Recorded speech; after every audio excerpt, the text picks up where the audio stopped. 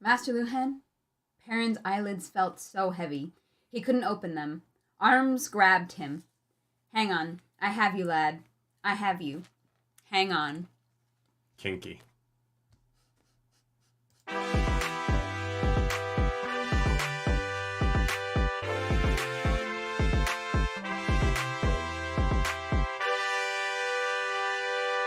That is right. Welcome back to the Nerdy. The Wordy. The Book Club. My name's Nerdy. And I'm Clarus. And this is chapters 29 through 36 of A Memory of Horniness. It's not that horny. It's pretty horny. It's pretty horny. No, not this Master part. Luhan and Perrin are cheating on Fael. No, he's like, No. Master Perrin and Luhan. No, you go too far. Too far, I say. When have I ever gone far enough on this show? People would say around hour 3.5 of 2 book clubs ago. It's fine. We don't need to worry about that. Hi, guys. We're back. We do need to worry about it. I think we need to worry about it. Nah. No, I'm kidding. How's everybody doing? Good morning. Hello. It's good to be back. Y'all, good to be back. Huge show today. Huge show. Maybe a little bit shorter show. Our good friend, Corey Tung, who I'm a very proud friend of, he hit 10 million on YouTube. He did. And so this is us just saying publicly, Corey, congratulations. 10 million is ridiculous. You're a fucking nerd. That's dumb. It makes no fucking sense. How dare you? How dare you be successful and also so kind and also handsome and charming and a decent person. It's rude. Honestly, rude. we have a hard out today because we have to go get on a yacht. Which sounds so bougie. I have never been on a yacht before. I've been on a sailboat. I've never been on a yacht. I have been on a sailboat, yes.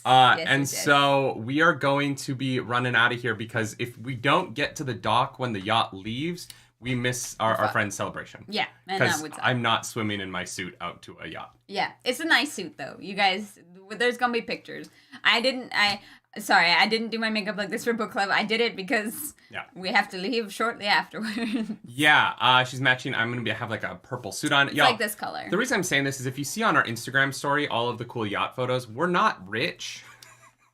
Our friends are just very cool. We are tagging along. I'm turning into my parents. Just, My mom, friends. You guys have met Trish. Trish has been on the pod. Yeah, you guys have met Nerdy's mom. My mom and my stepdad are really good at making friends with people who are like very much wealthier than they are. It's like a thing in my life, and I feel like I'm like taking the torch of my family and getting into the like, I can't afford to be here, but my friend can. Yeah. I'm with that guy. I'm with that guy. Yeah. People like your hair. Yeah, thanks, guys. It is still long on top and floofy. I am doing that like Belta Loda thing. But it's like slicked.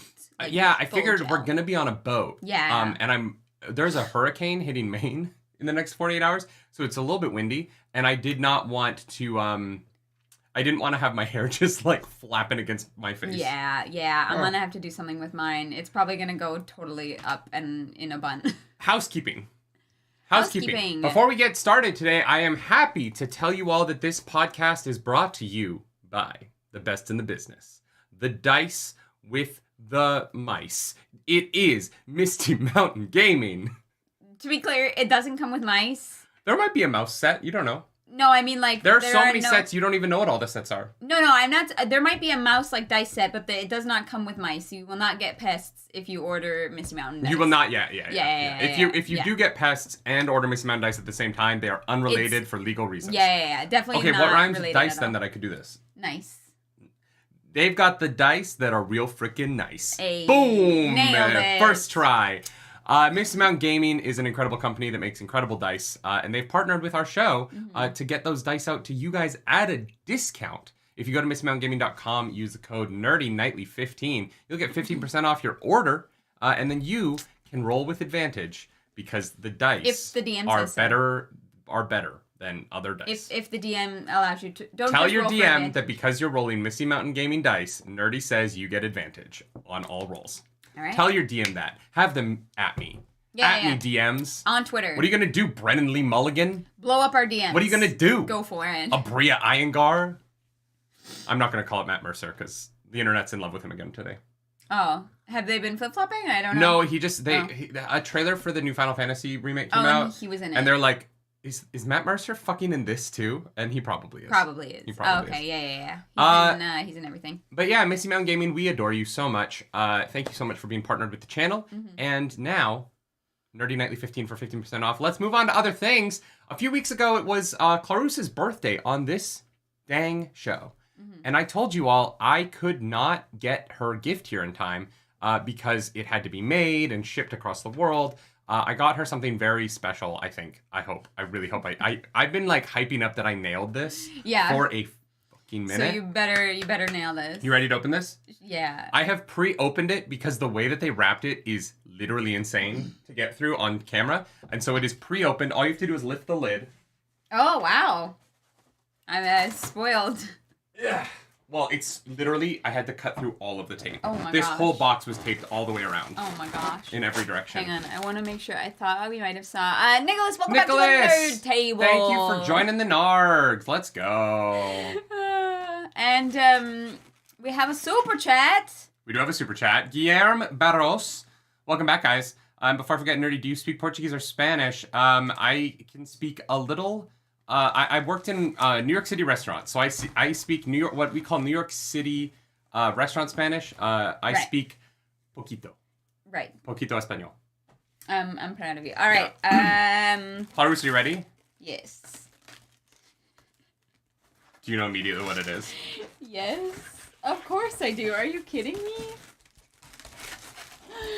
Oh my god.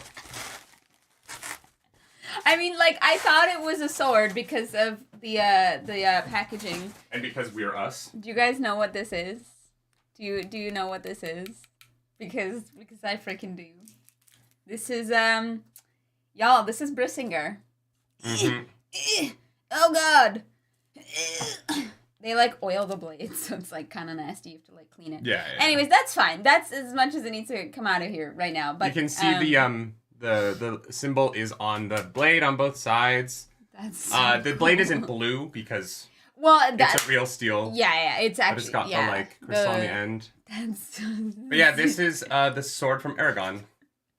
Full size. Full size. Yeah, I mean it's definitely a hand and a half. I don't think I'll ever wield it. You better fucking wield this in some photos. I mean, sure, yeah, but like my frame is made for like an arming sword. You know, cute little like Celtic or Roman blade. Did I nail it? You crushed it. That was very good. Yeah, I fucking knew it. Why I would want to like? He's like, got order it on book club, and I was like, okay, sure. The reason you had to open this on book club is coming up in November 7th, 2023. Christopher Paolini, the author of Clarus's favorite book series, is releasing a 5th piece to that series. Not a piece of that series in particular, a sequel called Murtag, and that will be the next book that we cover on this show. We are going to we're going to finish this book, and then we're going to have a 3-week break from book club, unfortunately, because of New York Comic Con, TwitchCon, and then a wedding. And then we're going to return in November to talk about the inheritance cycle. Yeah. And follow that up with a discussion of Murtag, the novel. Yeah. It's going to be the first time on this show covering a new... Well, actually, no, because we've done it for the Star Wars books. That's true. Yeah. Yes, we did cover new Star Wars books. So yeah, Clarus, I know you love that series, and so when I realized I could get you the sword from that, I was like, this is the birthday present. Yeah. No, that's you crushed it. You're happy with it? Yeah, that's really cool. Yes. I was so nervous. Well done. It's fine. I'm proud of we you. only have 5 swords now. Is that all? Yeah. Okay, and an axe. And an axe. And a bow. And 7 lightsabers. Yeah. That's fine. That's like mid-size, you know. It's not even armor yet. You know what I mean? You know? Yet. We will have one. Yeah. The map room will become the armory over time. The living room? It's the map room. Yeah. We have to make it sound fancy. Sorry. You're right. God, we have a map room with random maps. They're not random. It's Dragonlance, Tal'Dorei, and Middle-earth. Yeah. 3 amazing places. Yeah. I mean, I wouldn't want to live there, but hey. I would live in Middle-earth. Maybe.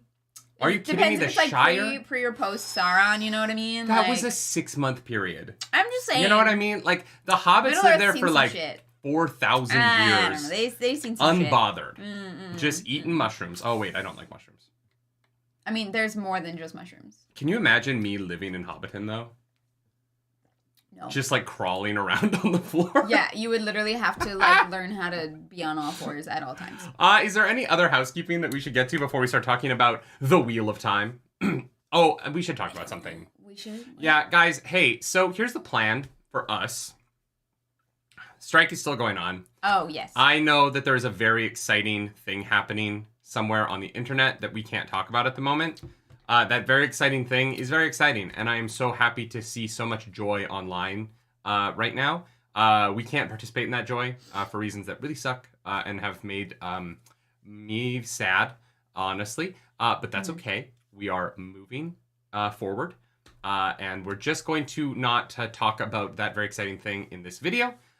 We are not consuming anything like that right now. We're going to wait until we finish the books before the consumption begins. So we actually haven't seen any of it, so we are not as excited as you. So please, any talk about that very exciting online thing that people are having fun with that we can't because the AMPTP are a bunch of cocknobblers. Yeah. Please keep that out of the chat today. And patrons, we'll see you in a few weeks for fun stuff. Yeah, for fun stuff once we are finished with this bad boy. Once we're finished with this bad boy. Yeah, we've decided we're holding off on our rewatch and our watch of the next thing until we finish the books completely. Yeah. So we, our first watch was unread, and our second watch will be fully read. And what those different perspectives are going to be. Yeah, for sure. Yeah. One last thing as well. We have been talking about moving around time and date of book club. Yes.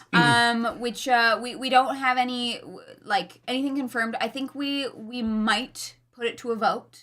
Here's the thing, y'all. Discord. We are tired. We have to go to cons as part of our job. Yeah. We're tired of canceling book clubs because Fridays are a con day. Yeah. So the plan is that we're going to move book club to the middle of the week at some point. Yeah. So that we stop canceling because we're out of town on the weekends as much as we are. Yeah. We want to be more consistent with it. We love book club. We're excited to, finish this, but we're also excited to do new things. Both of the things are very exciting.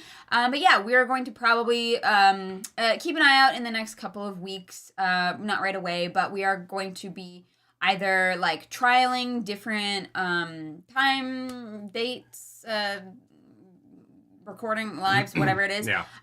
We might put it to a vote, see what works best for people. Yeah. And kind of take it from there. So yeah, book club might be shifting around its schedule because we go to a lot of cons. It is not going to shift around until after Wheel of Time. So we're going to finish the Wheel of Time Friday mornings at 11 a.m. Yeah. But we've kind of gotten... It has been frustrating for us. The Friday morning slot was so great because we were doing it... The thing would premiere on Thursday night, and then we would do Friday morning. Yeah. But with our lives and what our lives have become since we started book club, partially because we're so grateful to you all for making it possible. Yeah. It just doesn't make sense anymore for us to do this on Fridays and have to move it so often because we're somewhere else. Yeah, we don't want to do that. We like book club. Yeah, we like book club, and we want to make this more of a... We want this to be every week and not like 3 weeks on, 2 weeks off, stuff. Yeah. So, keep an eye on that. Keep an eye on the Discord. Yeah. If you, want to have a say in that, the Discord is the best place to be. Clarus, we had a lot of combat this week. Uh-huh. Can I tell you my favorite part about the Wheel of Time this week? Were we doing high-low? No. This is not my high-low because this is not a specific moment. Okay. This is just a general thing that I loved. Okay. We spent a lot of time this week watching different people in battle realize that our great generals had been taken by the dark side. The dark side. And they did that in different ways based on their skill sets. Yeah. And all came to the same conclusion, but in different methods. And I think that what I really loved was seeing how all of those methods played out in bringing all of our main characters to the realizations that they came to. Yeah, that that the Forsaken are actually like doing some stuff for once that's okay. Fucking us up. Let's calm down. What? One Forsaken is doing some stuff. Sure. There is a single Forsaken who's useful, and the rest are fine. Demandred brought a whole army. That ain't nothing. An army counts. We'll see what he does with that army. I mean, yeah, he might just like be dick riding for Rand the whole time. Demandred, show me what that mouth do. You know what I mean? Joe G, thank you for that super chat. Thank you so much. Clarus, Aragon reread with you in parallel. We're we're gonna figure it out. We don't know that we're gonna have time to do an Aragon reread. We're trying to figure that out right now. Because I really, really, really, really want to. Like, really badly. But we also need to read Murtagh when it comes out. Yeah, so... For reasons. So that's kind of why we're thinking we might, like, experiment with other, sorry, I just need to have something to put my elbow on. We might experiment with different book club dates and times. Yeah. Days of the week, not dates. Yeah, sorry, days of the weekend times. Maybe we can, like, fit in a couple of book clubs. Like, it would be a lot of reading, and I'm sorry about that. But, like, for the Aragon series before Murtagh comes out. Also, we might not do Murtagh, like, the day that it freaking drops so that people can actually read it, but obviously. we do have to cover it in November. So. Yes. So that will be covered in November sometime. We will try and figure out a schedule that makes it so that we can go over the previous books because I love them so freaking much. Yeah. I have not read them in years, but I also love Aragon. It's a series that I think...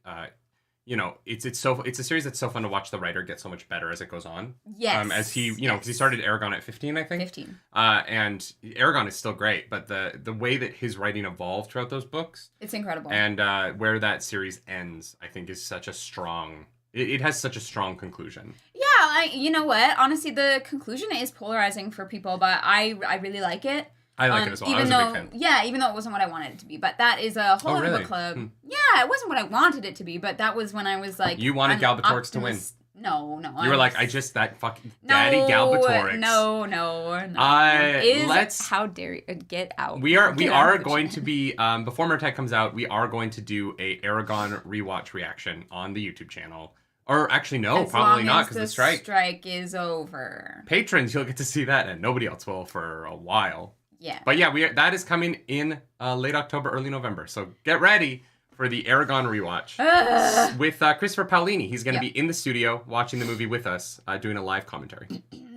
Can you imagine? That's a joke. For legal reasons, that is a joke. Yeah. He's going to tell us. Can you imagine how much fun that would be, though? We, buy him a bottle of whiskey. We just get hammered with Christopher. So, here's the deal. We have to talk about the Wheel of Time because the show actually cannot be 3 hours today. Because if we miss the boat, we miss the boat. Chapter 37. We can literally miss the boat The today. last battle. Oh, cool, okay. Chapter 29, The Loss of a Hill. Darth Stoner, thank you so much for that super chat. I finally caught up, started this reread in January. Goddamn, that's impressive. And found your book club halfway through book 1 and have been trying to catch up all year. Let's go. Darth Stoner, let's go. You got this. Let's go. Proud of you. Egwene is on a hill. Just pew, pew, pew, pew, pew, pew, pew, pew, pew, pew, yeah. pew, pew, pew, pew. She's got her, oh my god, I can't even remember. She's got her vibrator, and she's just fucking like zapping baddies. Joji, thank you for that super chat. Nerdy, Joe. favorite Star Wars book with you is same. I don't know what that question means. My favorite Star Wars book, I don't know. Right now, it's Battle Scars by Sam Maggs. Good call. Blue, thank you for being a member for 20 months. 20 freaking months, and we're almost done. We're almost done, Blue. You can finally leave and never speak to us again. We will let Blue out of the basement when we finish the Wheel of Time. Yeah. But sorry, we need you for a few more weeks. So Egwene is popping heads, blowing up fireballs on top of a hill. And she's watching and she's like, oh shit, that's a trap. And then it's a trap and she's like, fuck, how did Gareth miss that? I gotta go talk to Gareth. Yeah. And she can't find him, so she goes to the ford on the river to help the troops out. Clarus, I just complimented the way that all of these different people figured this out. Did you at all think that it was a little bizarre that Egwene had this kind of field knowledge? No, not really. Like, what she was seeing seemed, fairly obvious. Obviously, they're losing and there are, clear reasons for it. The way it was explained anyways, I felt like having no battle knowledge, I followed along pretty well. And her not being, something is wrong, but her being, kind of suspicious, just being what happened here? How can we maybe prevent this from happening again? I don't think she's Gareth Bryan, darkfriend, obviously. Yeah, obviously. But she's like, this seems a little suspicious. He doesn't usually make mistakes like that. She's watched his battle tactics and his organizational skills for many months now because they've been sieging the White Tower. And so, I feel like she's familiar enough with him to know that like this mistake is a little bit out of place. Yeah, I will say reading this, I think that if I had been writing it, I would have had Gawain point this out. But for two reasons. One, Egwene is physically doing stuff, and Gawain is literally just standing there doing nothing. And Gawain also knows Gareth Bryan. And Gawain is also a respected like field commander. Yeah. You know? And so there was there was a little bit of me being like, Egwene has not been in war enough for me to feel like this is necessarily something I feel like she should be picking up before it happens. Yeah. It would have been a nice thing to give Gawain. And that's the second thing. It would have been a nice thing to give Gawain because he is kind of a shit in this book. And I feel like giving him this moment would have been nice. Guys, I defended him. But this book really shits on him. I know. Bad. And like he's gonna die. And not because of like battle, but because of his own decisions. Yeah. And I don't know. I felt like it was just an interesting moment for Egwene to be like, I'm fucking great with magic. And also I know how combat works now. And I was like, oh, okay. I don't hate it. Like I said, don't hate the moment. It makes sense. It just like, it did kind of take me out for a second to be like, has Egwene been studying like battlefield tactics? I mean, I don't know. What else are you gonna do? Maybe she has. I don't know. It just didn't feel like that was like what Sawan had been teaching her this whole time. Yeah. And Gawain is right there. He's right there. Turbok, thank you for that super chat. My grandfather missed the boat in Amsterdam in the 70s. He had to wait 3 weeks to get back to Canada because he refused to fly. The show will not be 3 hours. I'm not missing the boat. We are not missing the boat. We are not missing the boat. Even though our boat doesn't leave the country.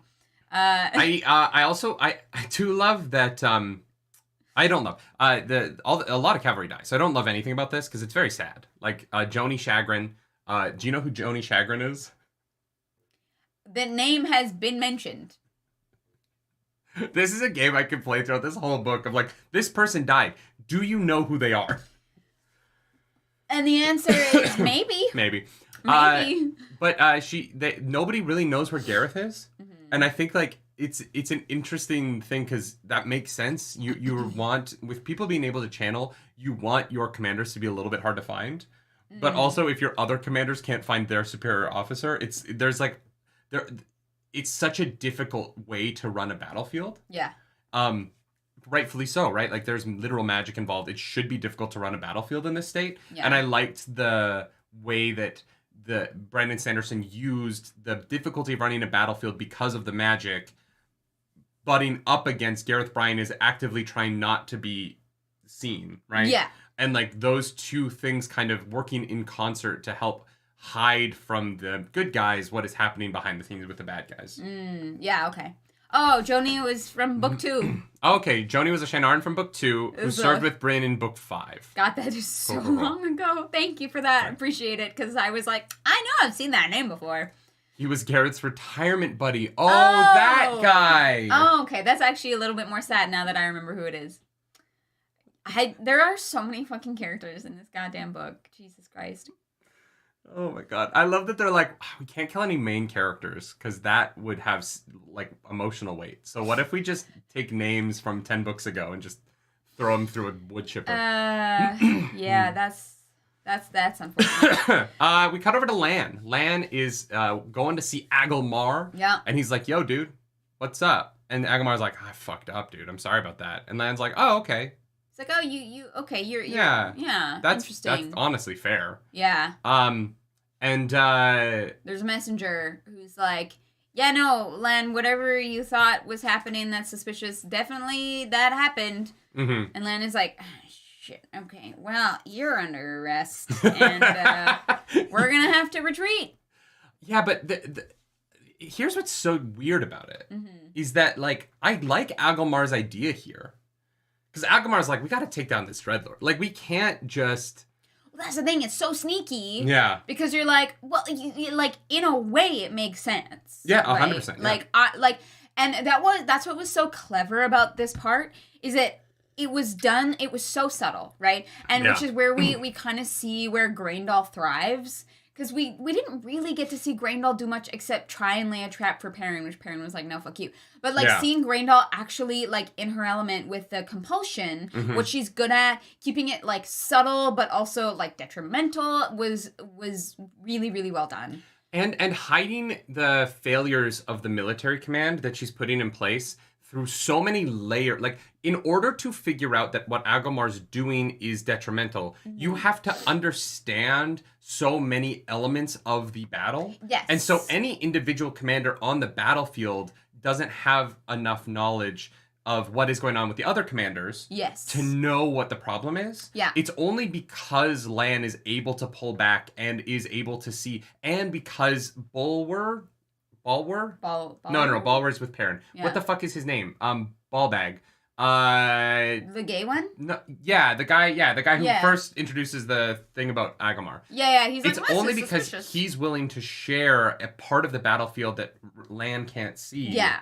Because even when Lan is looking at the maps on the table, he still can't figure out what the problem is. Yeah. Like, there is a really deep kind of multi-tiered system of the breakdown in the military command here. Yeah. And Grendel being able to play 4D chess in this way is really cool. Like, it builds her as a villain in such a fascinating way. Yeah, she's more interesting, even though she's, like, not really, like, present for these moments, right? Mm-hmm. Which is why I love it. The one thing I will say about it is when okay, all the other Forsaken had to be willing to work with her to make this plan happen.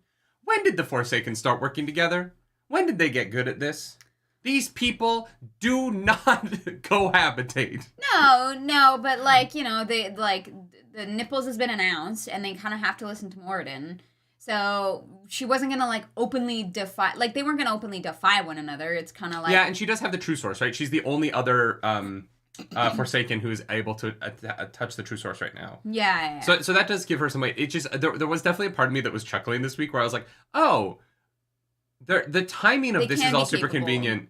They're working together. I didn't know they could do that. Yeah. I didn't know it was possible. Yeah. They can do that? Grendel should have absolutely been the nipples. Are you joking? Moradin is useless. Yeah, Moradin's just, like, sword fighting with Rand. Grendel is not in, like, the hot way. Grendel is without a doubt the best Forsaken. She's the smartest. She's the most capable. She's the only one who actually accomplishes shit. Grendel is the best villain in this series in terms of competence. Honestly, like, we haven't gotten to the end, but, like, I would love people in chat if you, like, rank, if you want to rank, like, Forsaken by level of competence. Mm-hmm. I'd be, like, super curious to see if people, like, if people agree, if people think that, like, Grendel actually is kind of the one who gets the most done. And Demandred does bring an army, but we don't really, like, see him, so it's not, like, it's kind of, like, whatever. But yeah, if you have, like, an order of competence for the Forsaken, I'm, like, would be super curious to see that. Yeah. Demandred does bring an army, but that's all off page, right? Like, we don't see that. And also, that army hasn't... That army did some damage to the White Tower, but the White Tower army didn't take as much damage as the Borderlanders did, right?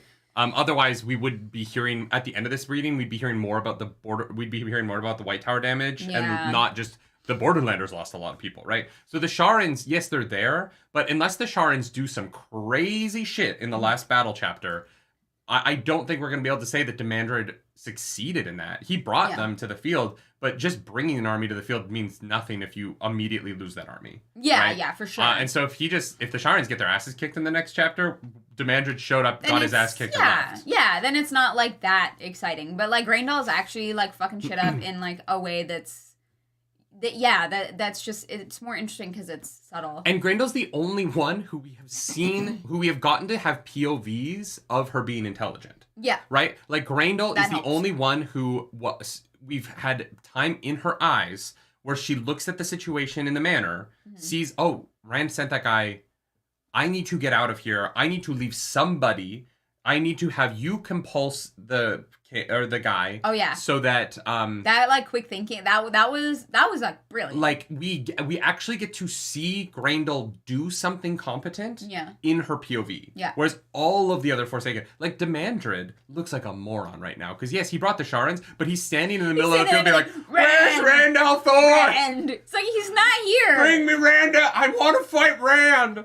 And everyone's like, Rand is at Thakendar. Like, everyone knows he's at Thakendar, dude. He's literally in Shia Ghul, and you're just like... He's been there for weeks in our time. It's like an hour for him, but it's been weeks for us. Well, yeah, that's true, because the time works differently.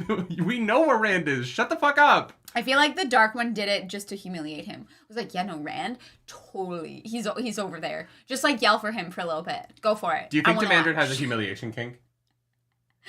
He does now. Is that why he was with Semiraj? Yeah, Semiraj would participate. She knows how to humiliate a man for fun. She does.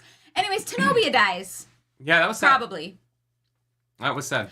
Like, she might be under a pile of bodies on the battlefield somewhere, but I think it's kind of weird. I don't know. It'd be like a weird bait and switch. Yeah, Tenobia is probably dead. They kind of... I'm pretty sure, yeah, they like... are like, oh yeah, no, that whole section of the army, all dead. All gone. Nicholas Cardillo, thank you for that super chat. Sorry, Lanfear is best for me. Lanfear doesn't want to be a Forsaken. Here's the thing. I think Lanfear is like one of the most interesting Forsaken. I don't know about the most competent. That's She's what I was... really competent for the good guys. Well, that's kind of what I was saying. Like, I would be curious to know what people's ranks of like competence are, because competence and like who you find most interesting or who you like the best, I feel like those lists would be different. I think Lanfear is very competent. Yeah. She's just not working for the Dark One. And Yeah, hasn't really. been ever? Yeah, I don't really... Yeah. Like, she's mostly helped Rand. She just wants to get fucked. She gave Rand Asmodean. Yeah. Like, you know what I mean? Like, I would argue she has done more to help the light than the dark as a whole in the series. Yeah. Yeah. Yeah, anyways, Tenobia is dead. She's a name. She's feisty. That means, hey, Bashir is... No, but this is a legit... Well, okay, we'll get to that in a second. This is legitimately tragic, though. Agomar... So, Lan confronts Agomar, and Agomar is like, no, what the fuck are you doing? Wait a second. He's like, oh, no. Oh, no. Oh, what have I done? Yeah, and this moment is incredible. It's so good. Agomar's realization, Agomar, like, pulling out the sword and preparing himself to commit seppuku... The show killing him when it did is such a disservice to this moment. Yeah, now you know what I mean? Now like, I know why people were upset about it. He just like gets a random, and we're not talking about the show, but yeah. This is one of my favorite scenes in the books. Yeah. Like Agomar and Lan in this scene is one of my favorite scenes globally. Wheel of Time, right?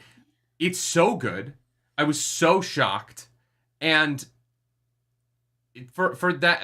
it's so weird for him to like be just killed off kind of unnecessarily. Just a random spear goes through his chest, and you're like, oh, that sucks. And so I was really surprised that he has like this insane like high tier moment at the end of the series. Yeah. And it's so important to the end of the series that they were like, oh no, we can kill him off. It doesn't matter.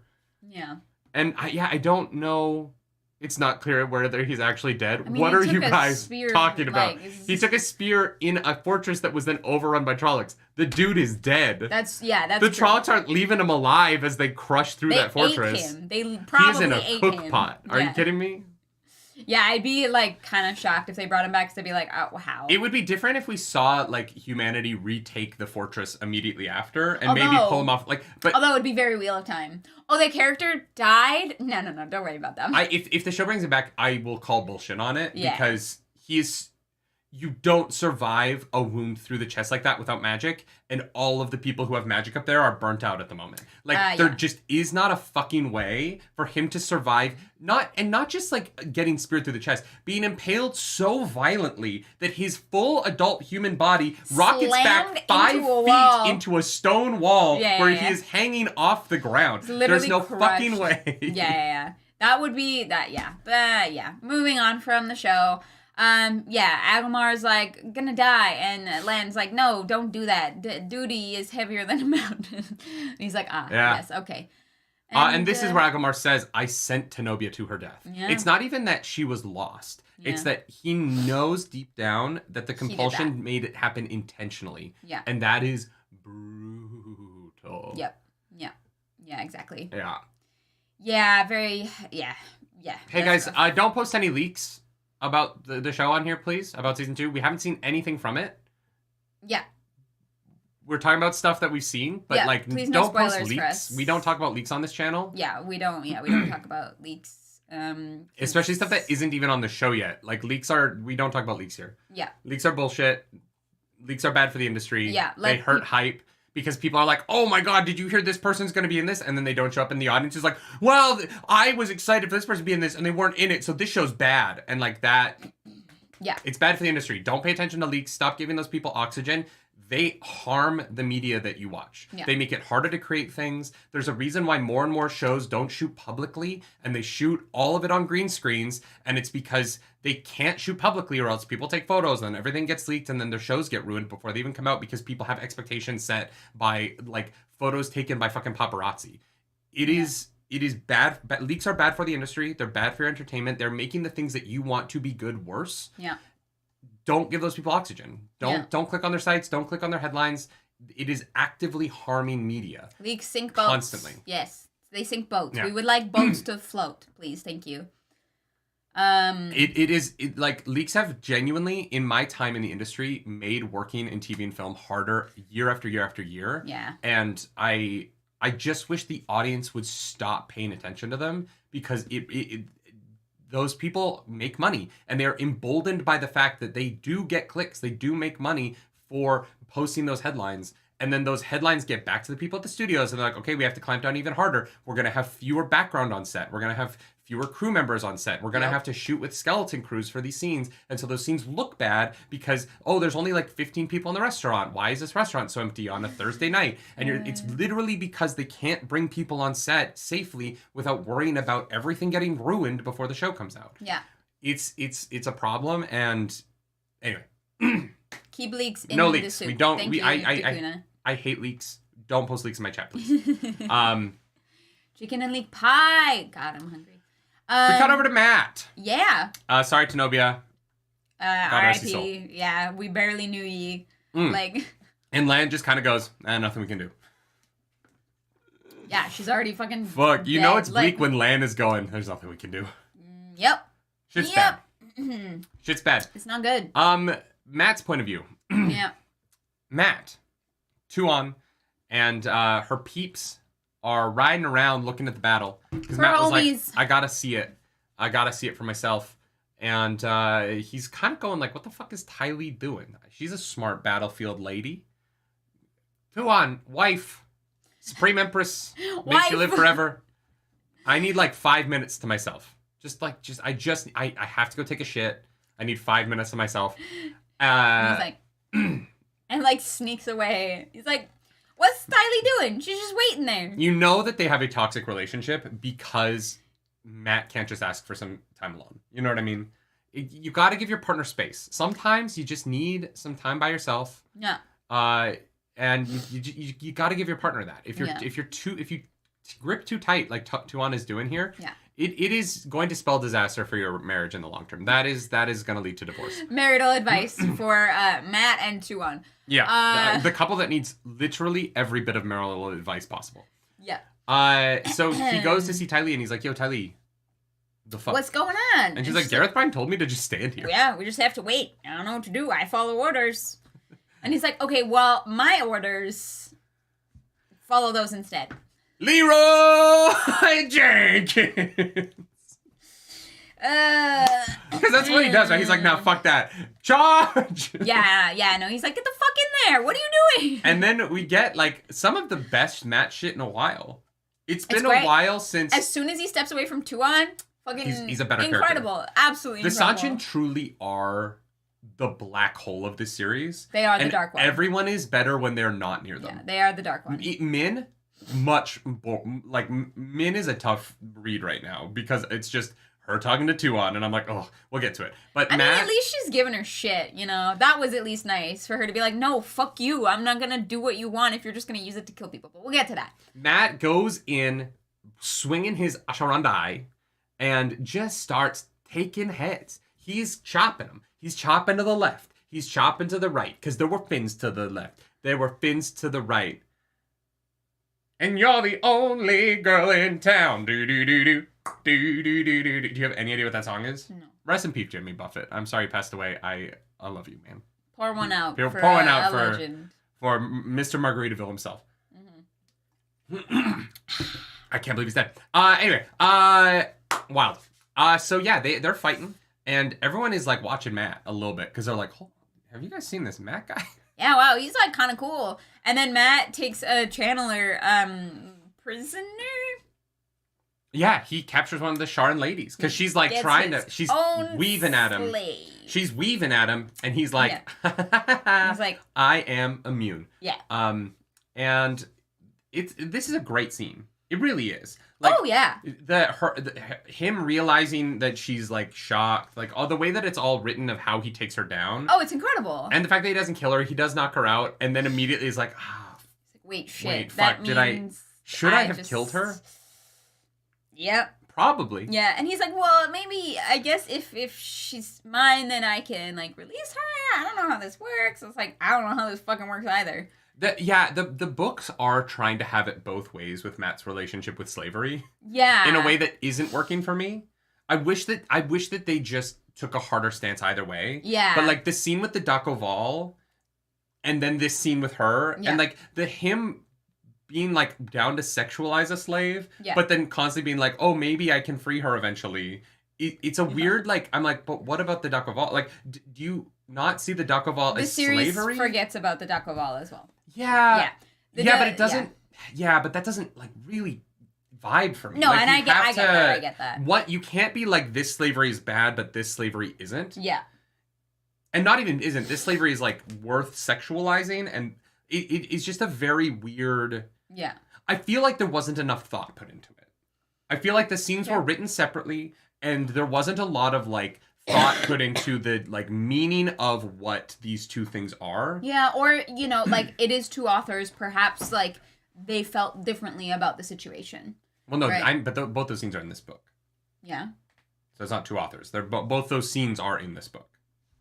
Yeah, which is what I mean, where it's, like, you know, maybe, like some of it was written a certain way, and then, you know, like, I this is complete speculation, but, like, Sanderson was like, you know, I don't love that, but they, like, you know, Jordan wrote this part, so I'm gonna put this in here to make it seem more, like, complicated. Like, I'm trying to be as generous as possible, right? Because there are two different voices creating the end of this series, and I think that it's fair to say that maybe they didn't exactly, like, line up perfectly, right? People generally don't exactly, right? Yeah, but it's just Matt lining up with himself, right? Like, it's just tough. And it's tough because of the scenes with Amathera and the scenes with Leandrin as Duc Oval really point to how violent and awful that existence is. Yeah. And I think that if the series had treated... I can't believe I'm even saying this. But if it had been more of a, like, slavery in the sense of you are a servant, but you're well taken care of, it would be different than, oh no, it is just as violent. Yeah. The Duc Oval existence is just as violent and down-putting as the Domain existence, so it's not that they're even treated different. Yeah. Right? And I think that that's where I just wish a little bit more thought had been put into Matt's feelings about this, because he seems to flip-flop. Yeah. And sometimes he's like, oh, I can't be pro this, but sometimes he is, and it doesn't feel like enough...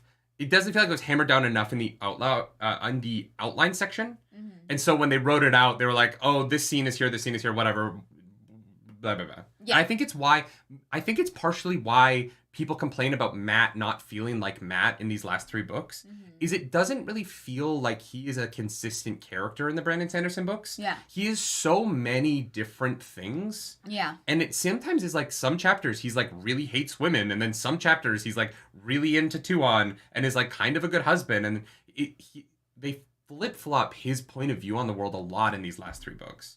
And he's just inconsistent in a way that, like, when it feels like Jordan Matt, it really works. Yeah. And when he doesn't feel like Robert Jordan Matt, it really doesn't. Yeah. You know what I mean? And that is an unfortunate side of, I think, the Brandon Sanderson era of Wheel of Time. Yeah. Is how inconsistent Matt is. Yeah, and I think that a lot of people feel that with his character. Alex, welcome to the nerd table. Thank you for that. Yeah, so Dedsy says, have we gotten to the female armor should have boobs scene yet? That was a moment. It's just that was a moment.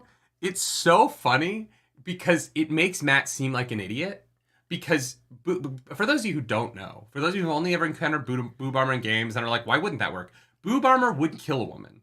It is like insane to direct the force of a blade towards the center of a chest where women's chests are weaker than men's. This is not me being like sexist. There is a reason why you cannot check to the chest in women's hockey, but you can in men's. It is far more dangerous for women to take a shoulder to the chest that way. Mm-hmm. We know that scientifically. And so boob armor that goes like this that would push the force of the blade into a weak spot on the woman's body is fucking insane. Yeah. Armor pushes the force of the blade away from the center of your chest on everybody, but especially on a woman. You wouldn't wear boob armor. And Matt's like, I just want to know that they have titties. They have titties. Matt is an incredible battle tactician. He doesn't understand physics and I know, but he doesn't have to be so fucking sexist. I know. Like it's like egregious. Yeah. It's so egregious. Mm-hmm. And like I didn't like that. I did not like that scene. Yeah, he doesn't get it. It's fine. Rural Flora says, is that why some chestplate armor is pointed at the center? Yes, it literally is. Your chestplate comes out, right? Mm-hmm. So that if a sword hits, rather than, because if it's flat and it hits, it crushes in on you. You have metal. If you get hit with a hammer, right? That metal crushes in on you. But if it's pointed, the force of the energy shoots off away from the center of your chest. It's when a blade like glances off, or a weapon like glances off of armor. It like the way that they're constructed is made to direct the energy and the force either off, away, or into a less dangerous spot. Boob armor only makes sense if it's magical, because it has to be literal magic to work. Yeah. Alex 190330, welcome to the Nargs of the Nerd Table. We really appreciate that. Mm-hmm. And Josh Timko, welcome back. Thank you for Good 13 months. Hell yeah. Unlucky number 13, Josh. You're gonna have a bad month with us finishing these books. Brandon said Matt was the hardest character to write. There's such a contrast between how he handles slavery in his own books and how he handles it here. I'm actually, because we're probably doing Brandon Sanderson next as our next big series. People have sent us the books already, so like we already have them. We might as well read them. We're probably going to start with the Cosmere. I think we're going to do some Mistborn starting in December, maybe. Yeah, maybe. I don't know. A little Christmas with Brandon Sando. I have no idea. We haven't talked about this. I am curious to see. I keep being told that Brandon Sanderson handles slavery very different in his books. Yeah. And I'm curious to see what that means, because I don't like how it's handled here. And I know that you all know that, and we're going to stop talking about it now. Until the next time. Unless you want to talk about it, but I'm done with it for today. Expanse. We haven't decided yet, okay? He's saying shit. I don't know how we read The Expanse at this point. Like, I don't know how we book club it in the same way. Because here's my problem with doing book club about The Expanse. Yeah. It's going to be us sitting here being like, this is better than the show, and this is where the show did this better, and the books did this better. Right. But we know the story. Right. I really, I want to read those books, and maybe we do some content around them. Well, yeah, maybe we do kind of more like full recaps, like we have like just discussions at the end. Of, like a one book a month discussion. Yeah. I would be more interested in that than doing we read these chapters, what's going to happen next? It's like, well, we know. Yeah. You know what I mean? Like, I don't know. I think it would be tough. I also don't think that we'll finish season 6 until January, February. Yeah. So I don't know. Yeah, that's another thing is with the show we don't want to. Yeah. Anyways, we're still on the very first chapter. Matt goes back after capturing the Sharon. Yeah. And he's like, the channeler. I had to feel the pulse of the battle. Tuon's like, the fuck does that mean? She's like, if you say so, I guess. And then my favorite Matt moment in the whole series. It's funny because I just complained about Matt being a little inconsistent in these books, but maybe my favorite Matt moment, whole series. Mm-hmm. Huh. Gareth Bryne's a darkfriend. Yeah. That's weird. Interesting. And it's even described as him being super calm about it. He's like, oh shit, he's a darkfriend. Let me put the exact description, because it is, I cackled. Yeah, it's I literally so nonchalant. It's it's fine. I have it right here. Oh, you do? Yeah, it's the last page of chapter 29. I don't think it's on the last page here. It might be on the page before. Oh, it is on the right. Where is it? Yeah. Oh, maybe it is harder to find than I thought. I thought it was right on that. Oh, yeah, no, it's right here. The battle opened to him, and he saw tactics 10 steps ahead of what was occurring. It was like reading the future, like what Min saw, only with flesh, blood, swords, and battle drums. Matt grunted. Huh. Gareth Bryan is a darkfriend. Hey, what? Min sputtered. Yeah. I was like, interesting. It's the nonchalance of it that I was like, that is the funniest. And here's the thing. I love it.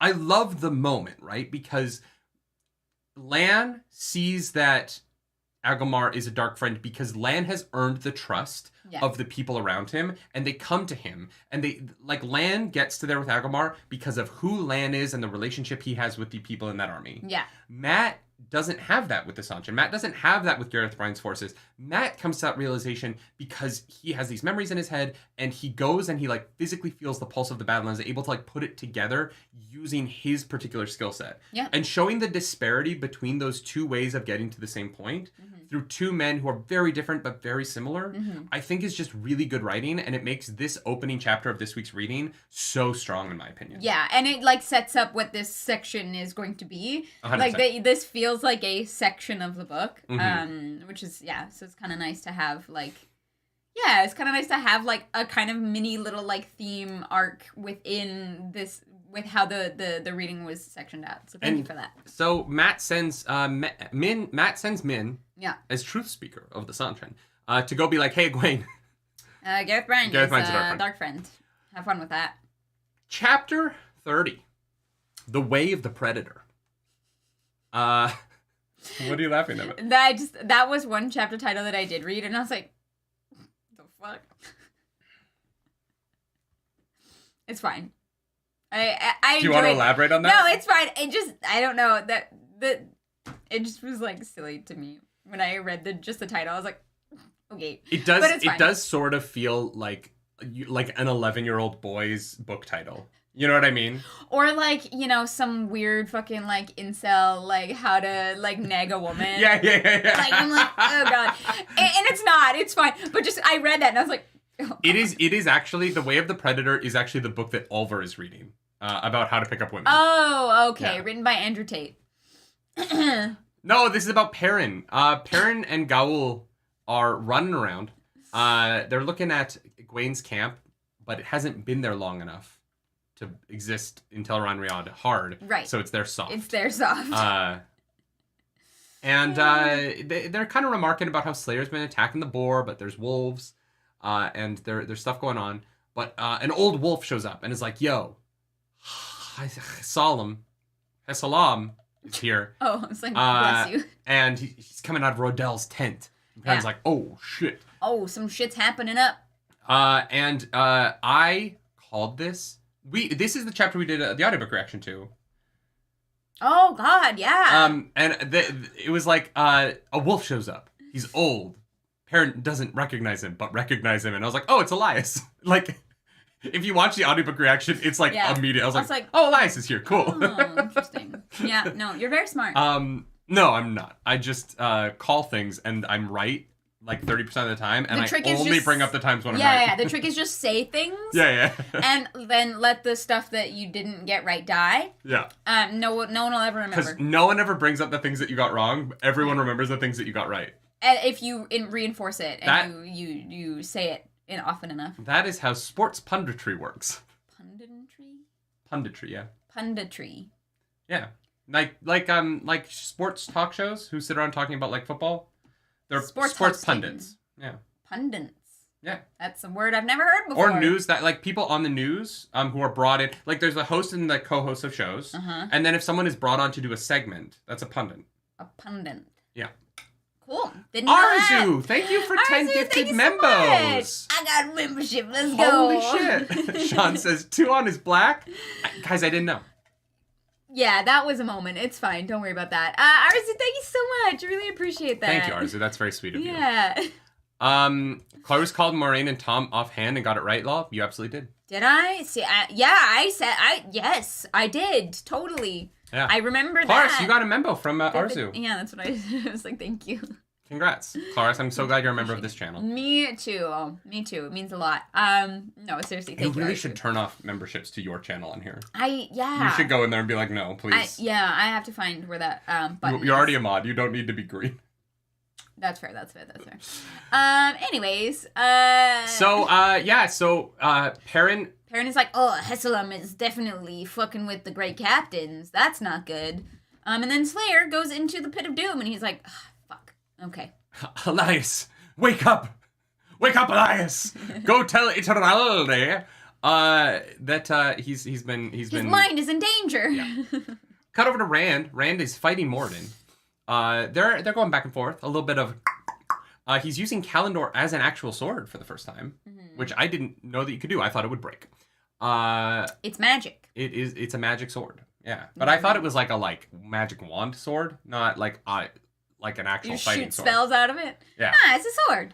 You have it over there. He remarks about how in the Age of Legends he had been the better swordsman. And I'm like, Rand, now's not the time to brag. We want a humble king. You know what I mean? We love a humble king. We love a humble king. He's not a short king though. And so Rand is like, yo, dude, did the Dark One spank you for thinking you were the Dark One? And Morden reaches back and rubs his backside. He's like, yeah, he did. Yeah, it hurt really bad. He brought me. No, he's like, did he punish you? And Morden's like, yes, by bringing me back to life. I want to be dead. I want to get into. Morden just wants to die. I want to ask you a question here. Mm-hmm. Almost none of the Forsaken want to be Forsaken at this point. Yeah.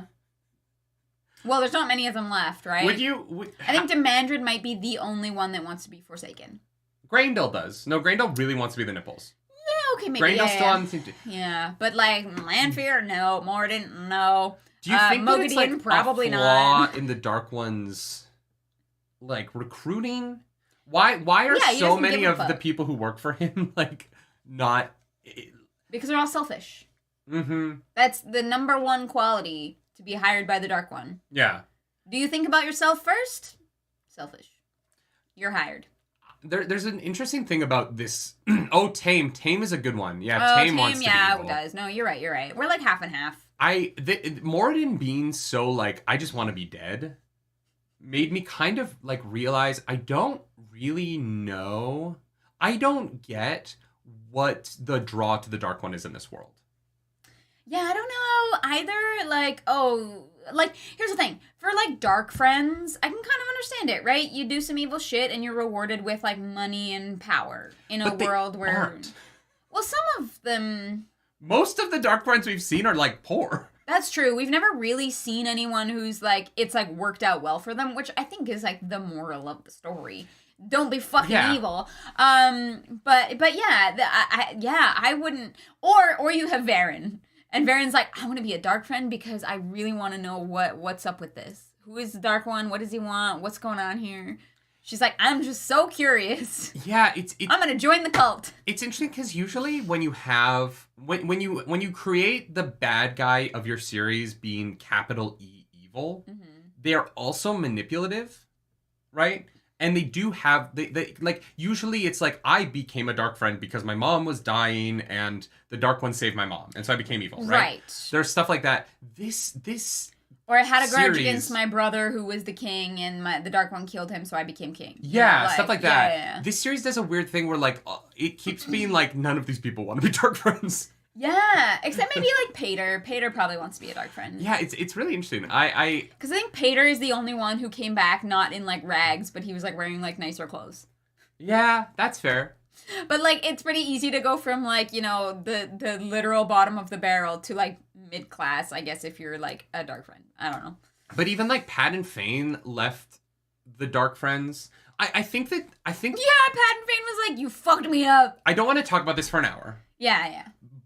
But getting to this point with Morden and having Morden essentially be I just want to be dead, I don't fucking care, made me realize I don't really care about the bad guys.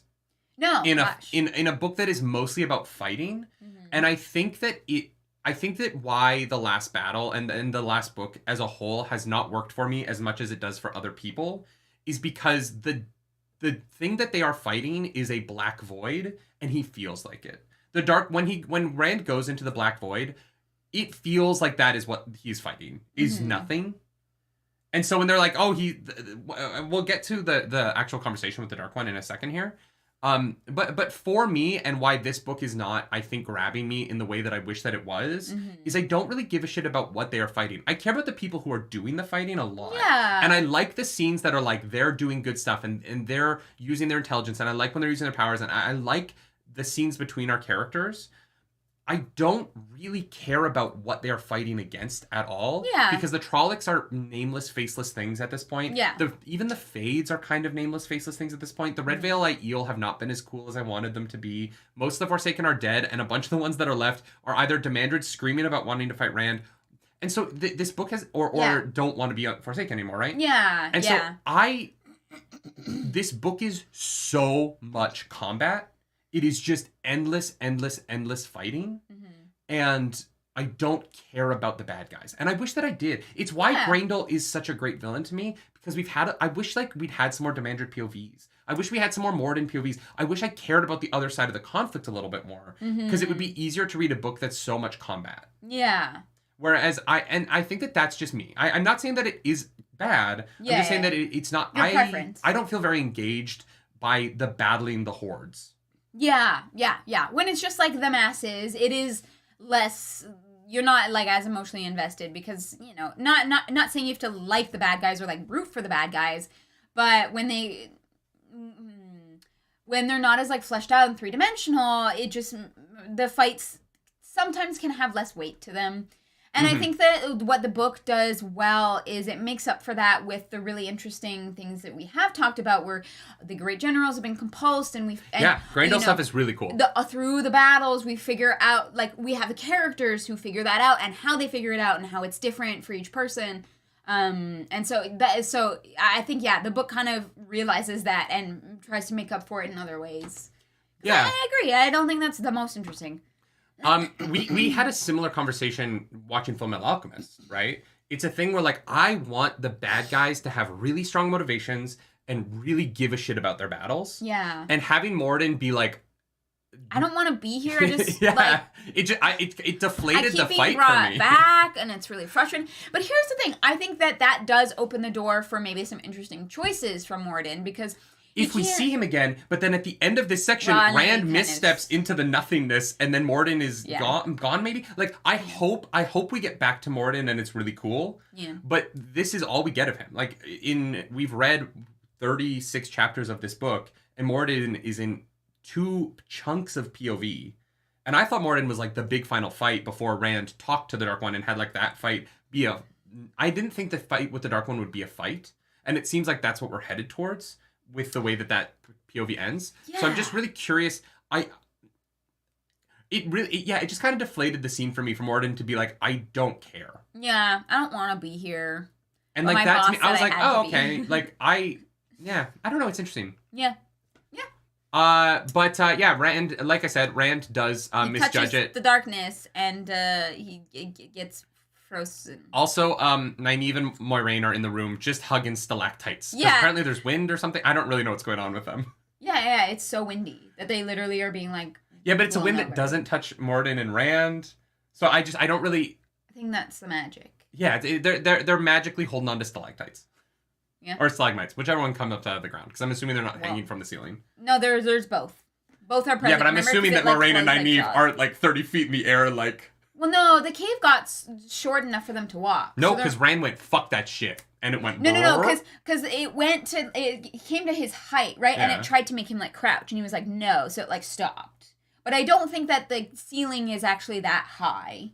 It has to be, though. They're having a sword fight. Like, they can't be sword fighting... around stalactites. You know what I mean? Yeah, like maybe. Maybe. He comes up to Morden, and there's a vast open space behind Morden. He wouldn't see that it's a vast open space if the tunnel was 6 feet by 6 feet. No, that's fair. That's fair. I feel like there has to be a larger room they're in now. Maybe. I think they've entered, like, a chamber. I could be wrong, though. Nothingness. There's, like, a void. We cut over to Elaine. And she's in a circle. But they're like super fucking exhausted, so they can like barely even channel, even though there's like 12 of them. They won against the Northern Trolloc army, so like that's good. But the other one that just showed up, they're fresh, they're rearing to go, and Elaine's army is not looking great. No. The dragons are running out. Yeah, it's bad. It's real bad. It's bad, guys. The Ogier are dying. This section, okay, before we get into this POV's pretty good, guys. It's pretty good. This POV's pretty good. Yeah. You know what I mean? Yeah. Yeah. Big fan. Sorry, go back to it. I just Big wanted fan. to say that. No, it's great. Yeah, she pulls the Ogier back, and she's like, the Ogier like dying. And then there starts to be some like pew pewing, and the Black Tower shows up. Logain is like, hey. Logain! Motherfucking Logain! Min told us he was coming for that glory. Yeah, we are part of Andor, and we fight for the Golden Line. And I was like, oh, Logain, you said the right thing. Because, Elaine is like, all right, let's fucking do this. Because if he was like, yeah, no, we're here to fucking take over or whatever. And he does kind of like give her an order, which she's like, probably shouldn't have done that. But like, he says he's there for Andor. He like stands with them. Not that he's like coming there to like, save their asses or like being like condescending about it. Like he's like, no, we're here to work together. And I appreciated that like the difference between, I mean, clearly there are differences. One is evil, but like Tame and Logain are very different people. And very similar. Well, yeah. No, I like how similar. No, I dig the similarity between the two. Right? Yeah. It's really well handled because it's like this interesting line that highlights one of the things about, I think that people find so interesting about the like human condition or whatever you want to call it, where like we all have the capacity for good and evil. It's about like the choices that we make. And, the probably has to do with the people we surround ourselves with. That's something that, like, I believe, personally. I don't think that you can prove that by science or whatever. But, you surround yourself with better people, good people who inspire you to be better. And that can manifest in many ways. But, like, having them both walk that same kind of line and each fall to either side, super fascinating.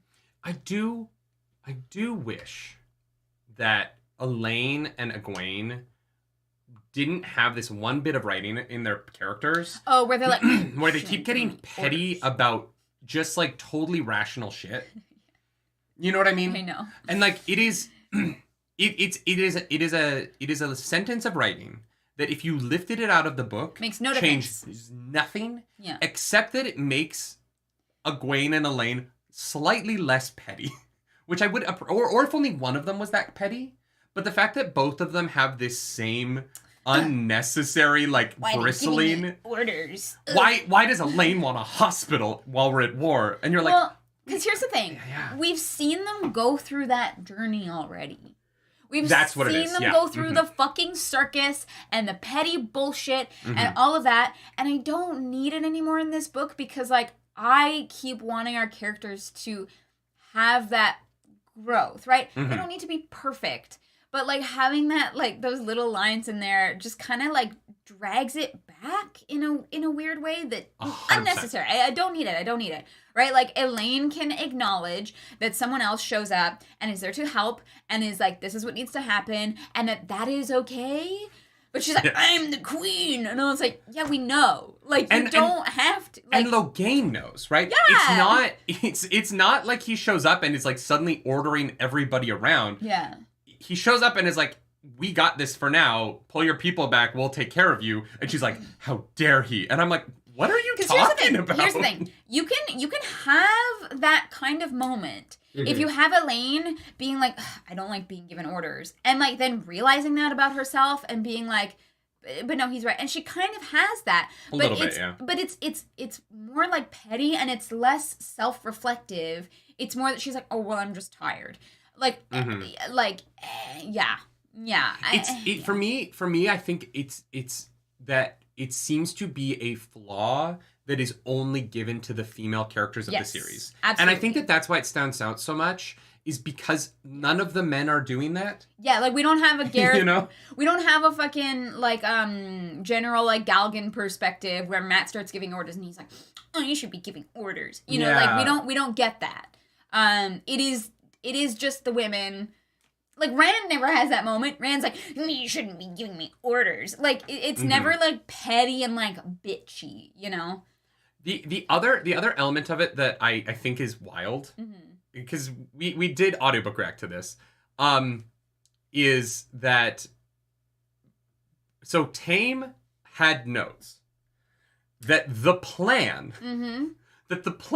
was that they were going to fight in Andor and chase the good guys through the forest, over the rivers, and to Kyrian. Over the river and through the woods. Game is like, I knew that you guys were going to be in Kyrian because the plan, the Forsaken's plan, was that, and I understand that they had inputted, they had inceptioned ideas into the Great Captain's heads, but the fact that the plan was for them to be in Kyrian at this point is like 11-dimensional chess.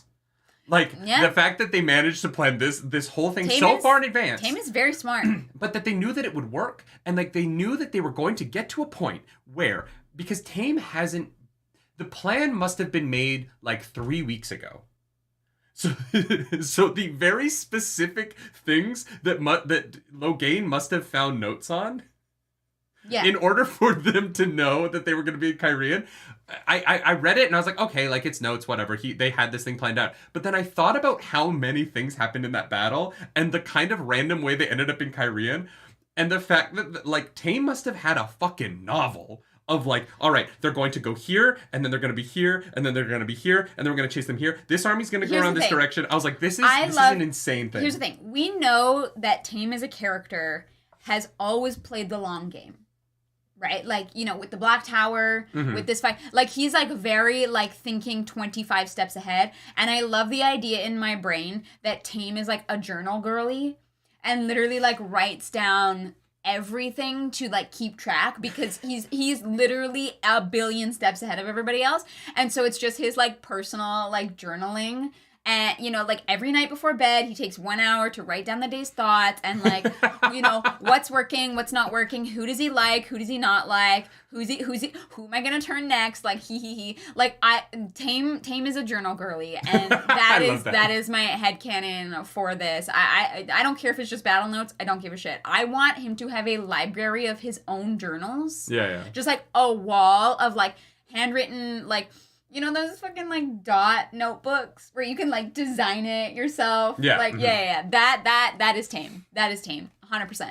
Jonathan O'Neill says they ended up there due to the compulsion of the captain, though. Oh, I agree with that. Yes. I understand that. I'm saying that the plan was laid out. I'm saying that the plan in the journals was so specific that they were able to find them in Kyrian. Like, it is weird to me to plan this so far in advance, and then Tame...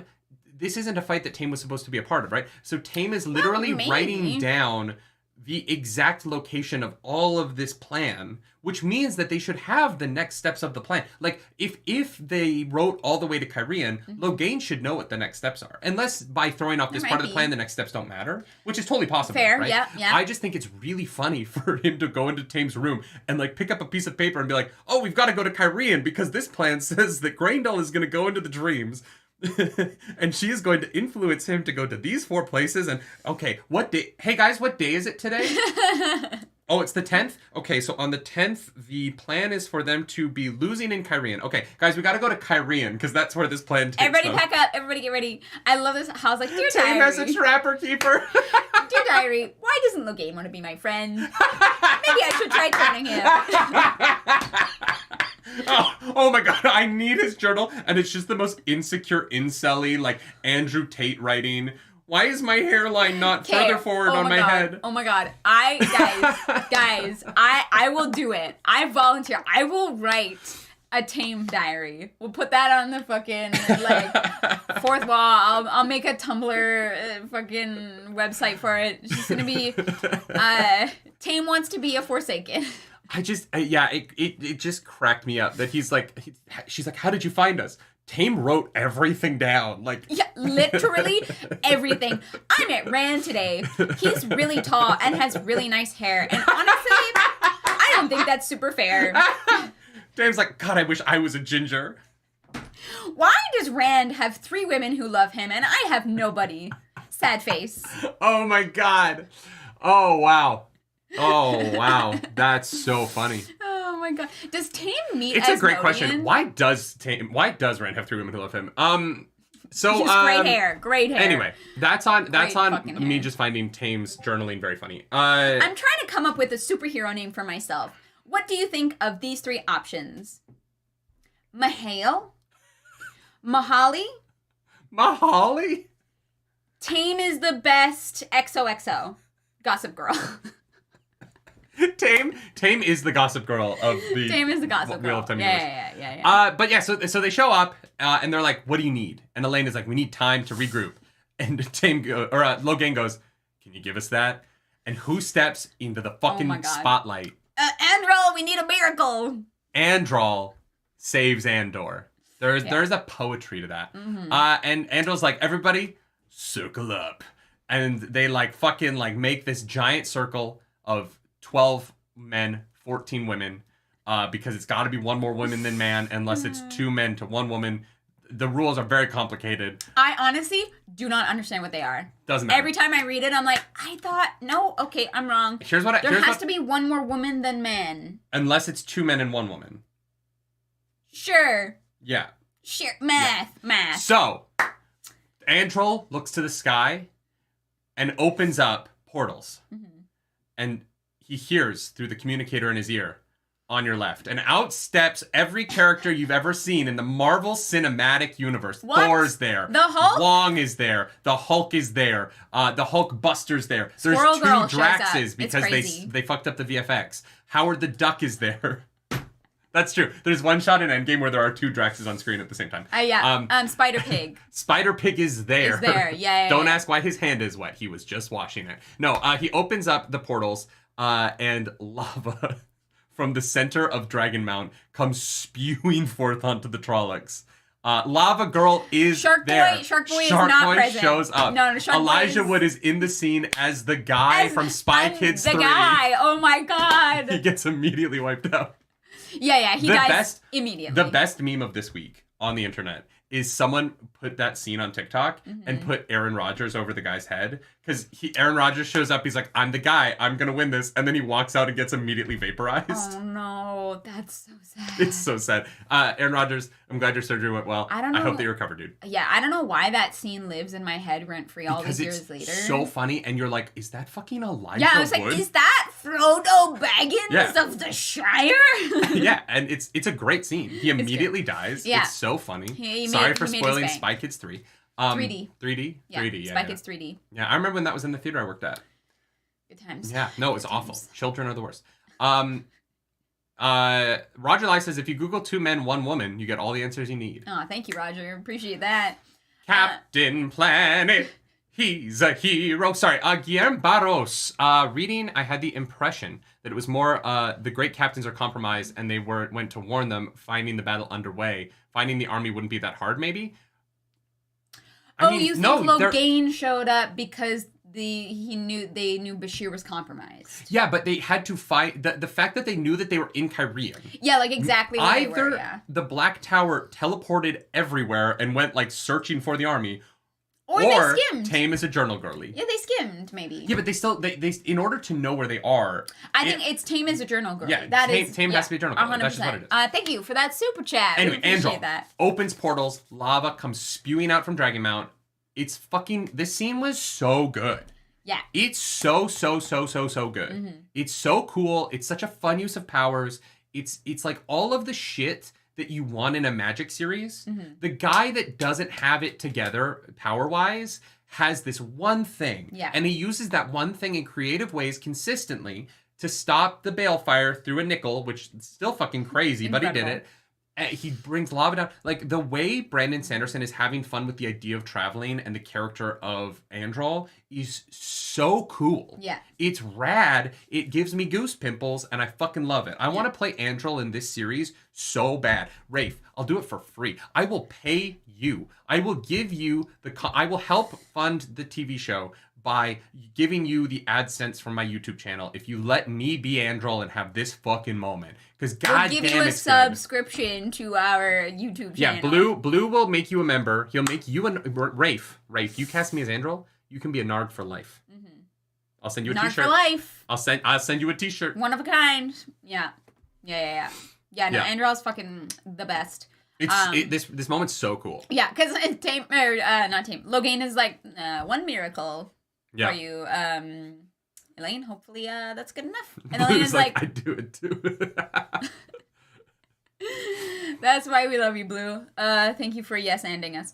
I feel like I want to play Dungeons and Dragons with Brandon Sanderson, because one of the thing about D&D that I think is so fun is when casters are played by people. Emily Axford does this at all of her tables. They use the exact limitations of the spell to do something cool, rather than asking your DM, "Hey, can it like work like this for this moment because this would be cool?" Yeah, it's the people who read the exact rules as written and are creative within the rules as written to make something happen that I love so much. And it feels like Brandon Sanderson is like a king of that. Yeah, apparently that's what people really enjoy about his book. So yeah, if we do read those after, I think we're gonna enjoy that.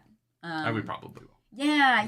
Brandon Sanderson would be a fun person to play D&D with, I think. Right? That would be really cool. Brandon Sanderson, we're doing Roleplay Relay 2 on November 25th. It's for charity. For charity. We have our charity now. We'll announce. Can't remember what it's called, but we'll announce that later. We're raising money for kids and their kids with cancer and their families. Yeah. So like, it's a pretty good charity, Brando Sando. If you want to come play D&D with us and help my wife kill Santa Claus. It's gonna be a fun thing. Ready. Got my backstory, one of them. But there's enough lava and enough destruction that Elaine has time to regroup and resupply to finish off the remainder of the Trolloc Horde. Yeah, they fucking crush it. Yeah, it works. Way to go, Androl. Way to go, Logain. 10 out of 10. Chapter 31, A Tempest of Water. Oh my god, we're at an hour 20. Oh, shit. Okay, Egwene is talking to some people in the command tent, hoping that Bryn's there. He's not there, but Matt is... No, Min shows up. And she's like, no, wait, what's happening here? Where are we?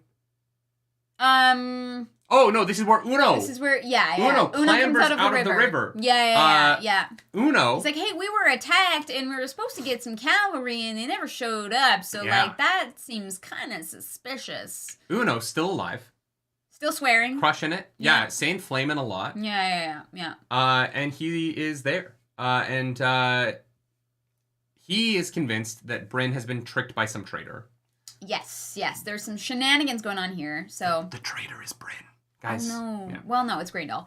Fair. So Egwene is fighting the Trollocs with the Aes Sedai. She's doing it. And Min shows up. Min's all like decked out, you know. She's looking Sanchin, I guess. The guess. sides of her head are shaved, which like the show's already done. True. You can't have this moment because they gave Min a Sanchin haircut in season 1. That's true. I didn't even think about that. Did they not think that it was like, they were like, oh, we'll just give her that haircut so that it isn't a thing when it happens later? Maybe, I don't know, she's gonna get some fancy clothes. It's just, I was reading this and I was like, oh, that's what it looks like. All right. Yeah. And Egwene's like, is there a problem? And Min is like, well, if you trust Matt, then yes, we do have a problem. So she's like, yeah, he thinks Gareth Bryan is a darkfriend, big problem. Gawain like, loses his shit. Very, very funny. You're hilarious. And, yeah. Egwene's like, thanks for the warning, I guess. She's like, I don't really know what to do with this, even though Egwene has her own suspicions. She's a suspicious lady. Yeah. Min is like, hey, Matt seems to know what's going on, and he now controls the whole Sunshine. And I get Egwene being like, look, he's a great tactician, not give him control of the armies. And Min is like, just think about it. Hey. Yeah, just think about it. He already is controlling the Sanchin army, so, you know, if he was controlling this one as well, like, is it really, like, the end of the world? I don't know about that. You do what you want with that information. Just think about it. Don't worry about it. And Egwene is like, I'll save you from the Sanchin. And Min's like, I'm good right now. I didn't ask, but thank you for assuming, because... Thank you for assuming. It's what I needed from you. Glenn Peterson, thank you for that super chat. Second best part of Andros's Lava Gateway, Dragon Mountain itself became a weapon against the Shadow. Yeah, That's true. Yeah, it was fucking rad. Like, everything about it is just chef's kiss. We cut over to Rodel Ituralde. He is fighting. His army is fighting the Trollocs. He's been having terrible nightmares. Don't know why. Weird.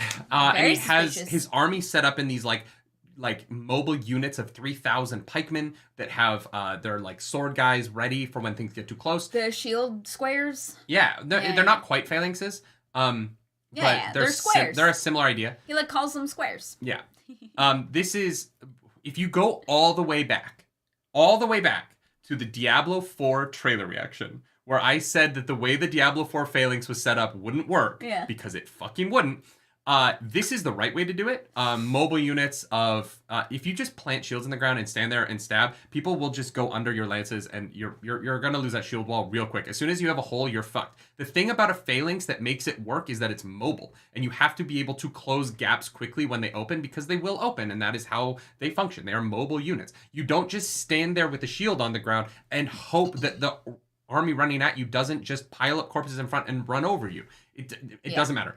I was right then, and I'm right now. Rodel Ituralde rocks. He's a fucking great captain. He's a very smart fucking man. Gets it, because he doesn't just line everyone up with a shield and go, oh, the Trollocs will never get over this. Anyway. It's a shield. Anyway.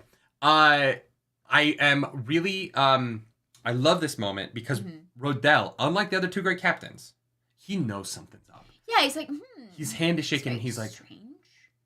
I keep wanting to make them rush forward for blood, but we're not here for blood. We're here to hold. Yeah, and it's like, that seems strange. And other than Gareth Bryan and Agomar, who we see failing from the outside, we see Rodel succeeding from the inside. And it is so fucking cool, because he's like, I can't tell them to charge. Because the Madral appear, right? Yeah. The Trollocs fuck off, and suddenly you have Madral appearing, which, like, are still, like, actually kind of dangerous, because it takes, like, 12 people to fucking take one down, right? So he's like, oh, no, we have to fight. We have to get in there and, like, hit him hard and send the interest. But my head is saying, do this thing, and I'm very conflicted, and I don't know what to do. His head is saying charge, but his heart is saying hold. You say yes. I say no. Yeah. He's like, you say stop. I say go, go, go. But he keeps the go, go, go inside, and a wolf appears out of nowhere and knocks him unconscious and drags him into the trees. Yeah, he like starts speaking the order and then is like taken out. Disappears. Iljawab, thank you for being in ARC for 8 months. Your table. Joining late at 1.75 speed. Probably won't catch up. Have fun on your bougie yacht party. Thank you. I'll try. Thank you. I'm going to feel like an imposter the whole time when I'm like, yes, I belong here. Yeah, I know what a yacht I'm is. not a gremlin who belongs in his chair working. He's trying to give the command to Tahara, and he can't do it. He gets kidnapped by the wolves, and Elias is obviously not in wolf form because it's not the wolf dream. But I like to imagine that he like appears like a wolf because he's got so much fur on his body. Oh, I thought it was one of the wolves that like actually knocked him over, but I can't remember. A man in furs. That's why. But I just like there's so many wolves that I think that he just thinks it's wolves. Yeah. Rodel Ituralde, literally like leading while suffering from PTSD, doing all the things. Great character. Yeah. Fucking like 10 out of 10. I give Rodel Ituralde an S tier. When we do our character rankings eventually, Rodel Ituralde is at the top. Absolutely. Tippy top. Yeah. Yeah, we fucking love him. Cut over to Egwene. Egwene is like thinking, and she's like, "Wow, she do be thinking." Ugh, gross. Yeah. But then she's like, "Oh, but he kind of did like save me that one time." He also saved a little boy from drowning when we were children. Yeah. He does like to save people. He does have that like complex, you know. I do like that. She's like, you know what? When he's right, people live. If he's wrong, it doesn't really matter. But if he is right, people live. Well, she's like, it doesn't matter like that much. Yeah. But she's like, I can't just like go out and be like, Gareth Bryan is a darkfriend. But she gets sitters from the hall. She tries to like get a few, as many of them as possible, to prepare for the worst. They finally actually find Gareth, right? That's in this section. Before we get into that, Rob Barry says, the story of Matt saving the drowning child is one of my favorite moments in the series. Sums up Matt to perfection. Yeah, I would love to say that it does. It sums up a version of Matt. The Matt that we love. Yeah. Yeah. It sums up the Matt that I want him to be. Yeah. But not necessarily the Matt that I actually think that he is. Yeah. You know what I mean? Yeah. I agree with you. I think that, like, it sums up, I think, the character that Robert Jordan wrote, and not always the character that Brandon Sanderson wrote. Yeah, but thank you for that. But thank you for that. Thank you for being a member of the Narcs. Sorry to like disagree with you, but no, but it's weird. Like it's just more complicated than that. It's that I agree with you, and I wish that the series leaned on it a little bit more. Yeah. I love that. Yeah, the Matt that grumbles and complains and moans for months before doing the right thing straight away. I agree with that 1,000%. Yeah. They send a messenger to Kyrian to see if Elaine is, still alive as well. That's probably gonna. But they do pull in Brian. And Brian is like, oh shit, yeah, no wait, fuck, no, you're right. Oh, because Gawain comes back and is like, so it turns out Davin Bashir is a darkfriend. And she's like, okay, well, that seems crazy. Because that doesn't make any sense. Davin Bashir was with Rand for all these other things. Like, there would have been something. Okay. We're definitely suspicious. Gareth Bryan is like, I actually don't know what's wrong, but I think I'm just tired. I keep making mistakes. Yeah. I don't really know what's going on. And Egwene is like, compulsion.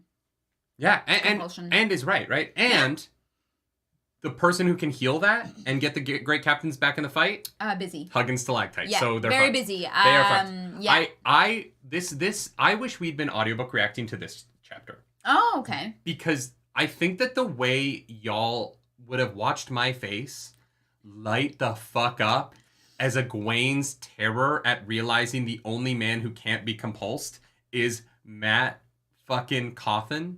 Even though that isn't actually true. Really? Yeah, Elaine's made a bunch of the fucking things that work. Like, Brigitte can't be compulsed. There's a bunch of... Brigitte's gonna become the great captain of, instead of, well, there's only one battlefield now. There's only one great captain, That's true, right? They're going to Maryland. But yeah, You're she was right. like, he's the only person with a necklace. And I was like, has Elaine not told Egwene that she's been giving those necklaces out? Well, they're not as good. They are as good at protecting against the one power. They're just not... The flaw in them is that channelers can't channel while they have them on. And so, but if you're wearing the matte one, you can channel, you can hold the one power and be protected from it. I thought they like weren't as strong. Like really, really strong weaves could get past it. Oh, I didn't know that. I didn't realize there was a limitation to them. Maybe.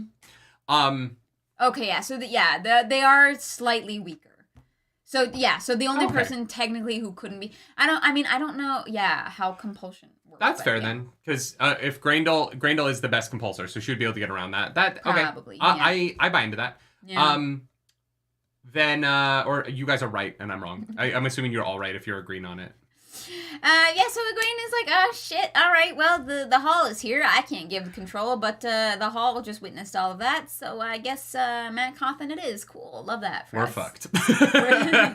We fucked. She's like, I'm hoping. But one of the things that I really appreciated about the way that they took down the Great Commanders is that all of them did it with honor and realized in the moment. I'm glad that Brandon Sanderson gave all of them those moments to show the kind of men that they were. Yeah. And like Agelmar's despair and willingness to take his own life. Bryn's confusion. His confusion, but then his very like matter of fact what needs to happen next. Yeah, he's like, yep. And Rodel standing up to it. Who's the other one? I'm missing one. Rodel. Well, we didn't really see Bashir. Oh, Bashir as well. Yeah. Bashir being relieved of his command.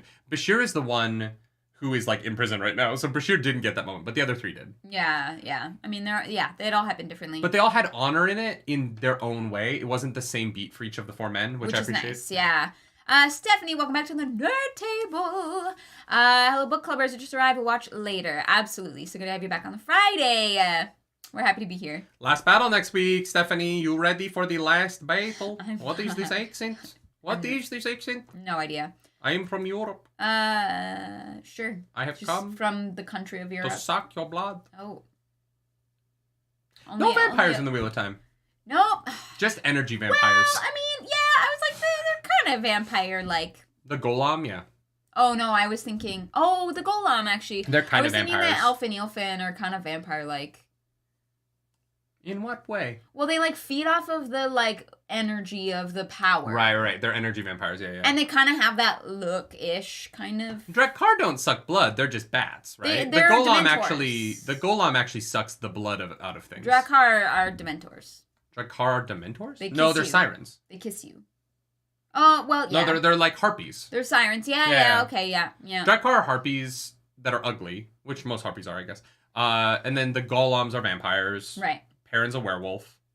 All the traditional Star Wars, all the traditional fantasy stuff is here. Yeah. Rockin' are dragons. It all ended up here somehow. Yeah, I mean, unfortunately, like, Ogopogo's not, but the elfin. The thing that's interesting is like Robert Jordan really showed a way to create all of the traditional fantasy stuff in your world without dealing with, like, a lot of the traditional fantasy stuff comes from not great places, right? Like, goblins have a sort of, like, tough zombies. history with the Jewish comparison. Right, yeah. Orcs and the comparison to Black Americans. Like, you do have that kind of, like, Robert Jordan sidestepped a lot of that unintentional stuff. Yeah. But shoved in a lot of intentional stuff, and it's very weird. He, like, managed to avoid all of the, like, mud that gets flung at WotC and at Tolkien and that stuff, but introduce himself to, like, real world mud that I'm like, that was a choice. Yeah, that's true. The Green Man, Green Man. No dwarves, that's fair. Yeah. Yeah, we get to the next chapter. No, we get Galad. No, next chapter, sorry. Yeah. Galad is the second half. This chapter is called A Yellow Flower Spider. Why do you think this chapter is called A Yellow Flower Spider? I don't fucking know. I couldn't figure it out to save my life. Does anyone know why this chapter is called A Yellow Flower Spider? Yeah, because I have no fucking idea. That was ChatGPT. In 2012? Yeah. Yeah, I don't really know what that is. Oh my god. Is it a sword technique? It might be a sword technique. Maybe. Yeah. That's interesting. So Matt is surveying the battlefield using his new domain, unfortunately. And he is just kind of looking around and is like, you know what? Fuck this. We need to retreat. We gotta retreat. And we gotta get out of here. Yeah, we need to fight these people on our terms, our land. Like, we need to set the stage for this so that we have hope. Yeah, and I think Matt's right. Like, they are not winning the quad battle. It's just not working. They need to, like, simplify this to one fight. Yeah. And the way he gets there is really smart, and I like that. Also, I like the concept of, like, guys, everyone stop channeling. The Sharans don't fucking care. They're gonna pop in here. We need... Same thing that Aviendha did in the north earlier. Yeah. We can't channel here because we need to know when the bad guys are channeling. Yeah. And I like this a lot. Yeah. Then we get Min, who's doing some omen reading for Tuon, and Tuon is like, off with her head! Well, no, but first there's a guy who's like, he's gonna get married. And Tuon's like, all right, front lines, boy. Yeah. Because you're not gonna die. He's not gonna die. He's gonna live long enough to get married, I guess. And I'm like, there's no way you have time to do this to enough people for it to matter. Like, in order for the front lines to be filled with people who are all gonna survive. Yeah, Tuon has nothing to do. That's what it is. Yeah. She's like the epitome of, like, rich and, like, needs hobbies to fill her time. I hate her so much. I know, yeah. And then this other soldier comes in and she's like, oh, that's my rival. Kill them. And Min is like, no! What the fuck is wrong with you? You're not using my power to kill people. Yeah, she's like, I won't do fucking readings for you then if you're gonna use that shit against someone. You can watch them. That's what you fucking Sanshin do. You spy on one another and pretend to try and assassinate. No, I don't know. You try and assassinate one another for, I don't know, team building, but, like, fuck that. Like... Guillermo Barros, thank you for being a narc for a month. The nature of Bryn's trap had been subtle. It's as hard to see as a yellow flower spider crouching on a petal. Apparently, it's just in the chapter, and on my reread, looking for the yellow flower spider, still managed to miss it. Yeah. That is called... It's very subtle. Dyslexia. Thank you for that. I just gave up and assumed that it was a thing I didn't understand. Fair. That's fair. So funny. I love that it's just fucking in the chapter and I missed it. Yeah. Anyway, a gateway pops open because no one comes before through. We get to that, I do want to say I really appreciate Min standing up to Tuon here, and I thought the way that she did it was smart. Yeah. Like Matt, it's so funny because Matt is like, I got to get her away from Tuon, and I'm like, Matt, you need to watch her with Tuon and figure out the tactics that she's using because they're working and yours aren't. Yeah, because Tuon making Min her, like, truth speaker means she can say whatever the fuck she wants to her. She can call her out and, not be straight up murdered for it. Thankfully, I get... Jesus Christ. But, I appreciated at least someone stands up to Tuon because Tuon is the worst. Yeah. And then we get a gateway where they each stand on one side so that no one feels too... This was smart. Intimidated, yeah. It's they a little won't agree like... to be here, and they won't agree to see them. And so it's like, okay, we're going to just talk through a window. That's You can fine. channel through gateways, so it's not like a perfect solution, but... Yeah, which is why Tuon moved her fucking chair. Yeah. Mm-hmm. There's that, see?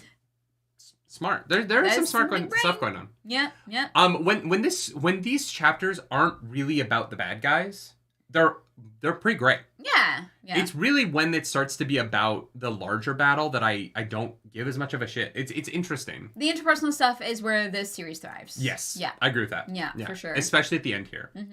Yeah, so they confirm that Brian is under compulsion, and that the great captains have all been targeted, and, Agamar kind of lost up there, and so they're kind of fucked. They call Elaine in, and Elaine is like, hey guys, I won. How are your battles going? And everyone's like, not great. Not great. We didn't have 1,000 Ashaman show up, so it's been a little hard. Yeah, so, we're all going to have to meet at the Fields of Marilor. Seems like a good place to do it, and, combine forces, because divided, we're shitty, but united, we're good. Is Fields of Marilor a reference to Pelennor Fields from Lord of the Rings?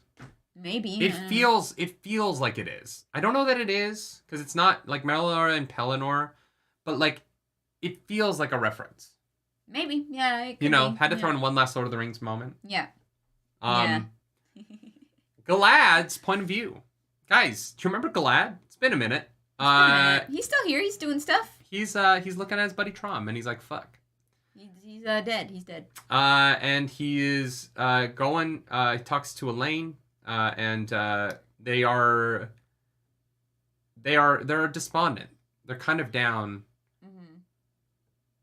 And Elaine is like, fuck that shit. We won. I don't want to deal with no. We fucking won. And everyone's like, oh, did we though? And she's like, yes, we fucking won. Mm-hmm. And go tell every goddamn person who has a frown on their face that we won. Did people die? Yes. It's the last motherfucking battle, bitches. Put on your big boy panties. And say that you fucking won the fight because we did, and we need to believe that we can win the next one because we won this one. People are gonna die. If you want to die now, go die. I don't fucking care. Go cut your own throat. But if you want to live, if you want a chance, show the fuck up and be happy that we won today. Because you know what? This could have gone worse. And it didn't. And I appreciated Elaine so much. And I love that they showed us Elaine's moment through Galad's eyes. Uh-huh. Her older brother gets to witness this moment of her like showing up. Yeah. Because it could have been from Elaine's POV, right? Or Brigitte's POV, but those people already really respect her as a military leader.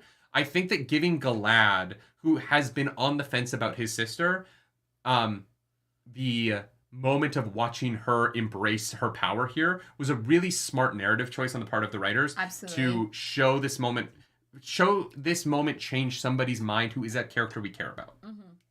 I think that this is really well handled. It's really well written. And the end of this chapter it's great. Yeah.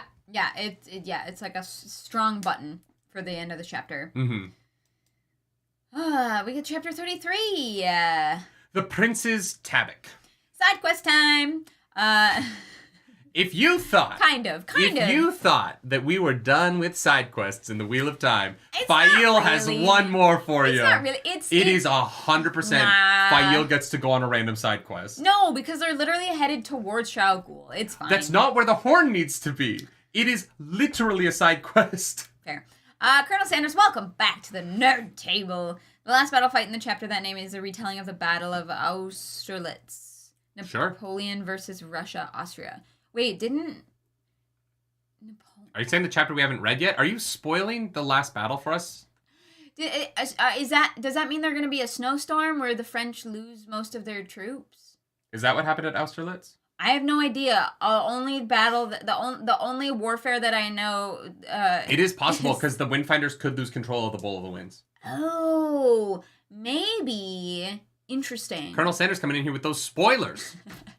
I'm so kidding. I'm really... Guys, I am not... I have no idea what Austerlitz is. Yeah. You could have told me that it was a retelling of the Battle of Poopy Doopy Scoopy Doopy, and I would have been like, sure, I guess. Be like, Scooby Dooby Doo, where are you? I honestly, here's the thing. I just remember reading something sometime that somebody tried to invade Russia. Maybe it was Napoleon. I don't fucking know. And they fucking froze their asses off because they... To be fair, Couldn't that's stand it. everyone who's tried to invade Russia. Yeah, so That's literally... maybe it's something else. I don't know. That's just where my brain went. Every war that happens in Russia. That's where my brain went. We fought for the summer, and then we didn't fight for 6 months because it was too cold. Too fucking cold, and everybody died. That's why in any zombie movie, the fact that they don't all go, let's go to Canada immediately is insane. Yeah, the they're like, let's head south. Could not function here. I'm like, why would you head south? No. Yeah, let's go to just come to Canada. We have so much open space. And lots of fresh water. Yeah. Yeah. Yeah. Canada is the only place to be in a zombie apocalypse. Probably. Yeah. Or, like Greenland. Yeah. Oh, an island? Yeah. Hawaii? Yeah.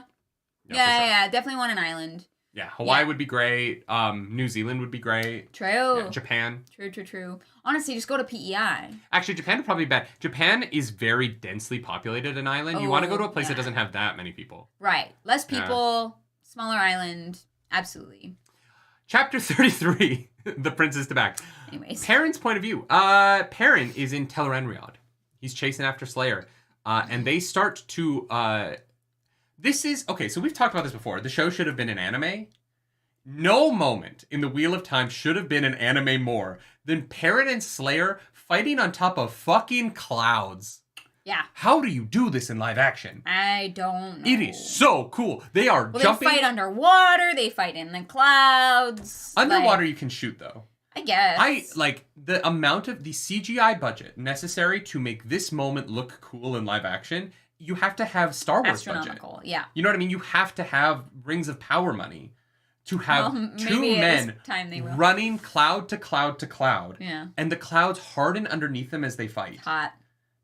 It's insane. It's such a cool visual. Yeah. I fucking was eating this shit up going, I wish this was anime. Yep. Because they're, using large swords. They're shooting, light arrows. This is the most anime bullshit I've ever read in a book. It's Inception level. Yeah. Perrin kind of gets his ass kicked because he gets distracted. He does. He gets shot with an arrow. It's not a good time. Yeah. Yeah. And Perrin starts to realize that he hasn't slept in forever because he can't sleep in Tel'aran'rhiod. So he's just so exhausted that he's starting to, slip. Yeah. And the advantage he had from being here in the flesh has worn out because he's been here too long in the flesh. Too long. And he needs to figure that out. Yeah. And so he freezes the water that he's in so that he can escape. But then Slayer brings a whole hill down on him and he teleports to the fields of Merilor. Yep. Goodbye. We cut to Fail. Fail is in Tar-Valon. She's got the horn. She's moving some stuff around. She's with Vaenen and Hardwin. She's super sus. She's super sus of everyone. Yeah. Super sus of everyone. She's got the Horn of Valere. But they get the stuff on the wagons. Yeah, they bring Oliver with them for some reason. Yep, they're waiting in line, and finally, because they're the fucking last people, they're about to leave, and then a bubble of evil happens, and there's spikes strutting out and just fucking impaling people and breaking shit, and finally it's oh my god, no, and open the gateway. Get in here. And then when they're through, they realize they're in the fucking blight because the person who was doing the gateway because it wouldn't be the Wheel of Time if Fail wasn't in danger somewhere that the main characters can't help. Yeah, honestly though, I'm kind of super into this part. I think it's really fun. I want to be. I really do want to be. The geography of Thakandar, as it's been explained to us, is that there is the Dark One's place, where our good guys are. Shao. There is one entrance to that, which is a valley, which is a valley between two cliffs. Is the only way in. And then on the other side of that is all of the bad guys in the world. I don't understand how Fail can get to... Based on the way they described the geography of... No, but they can't get to a channeler. Yeah. Because the entire army of Myrddraal is between them and Thakandar.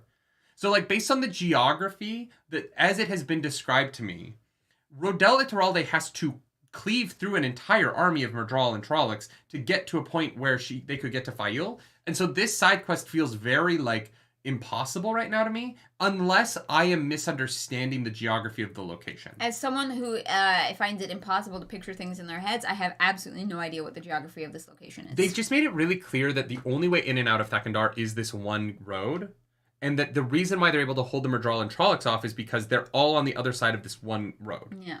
And so in order for Fael to get to them, they have to go down the one road. They're fucked. Yeah.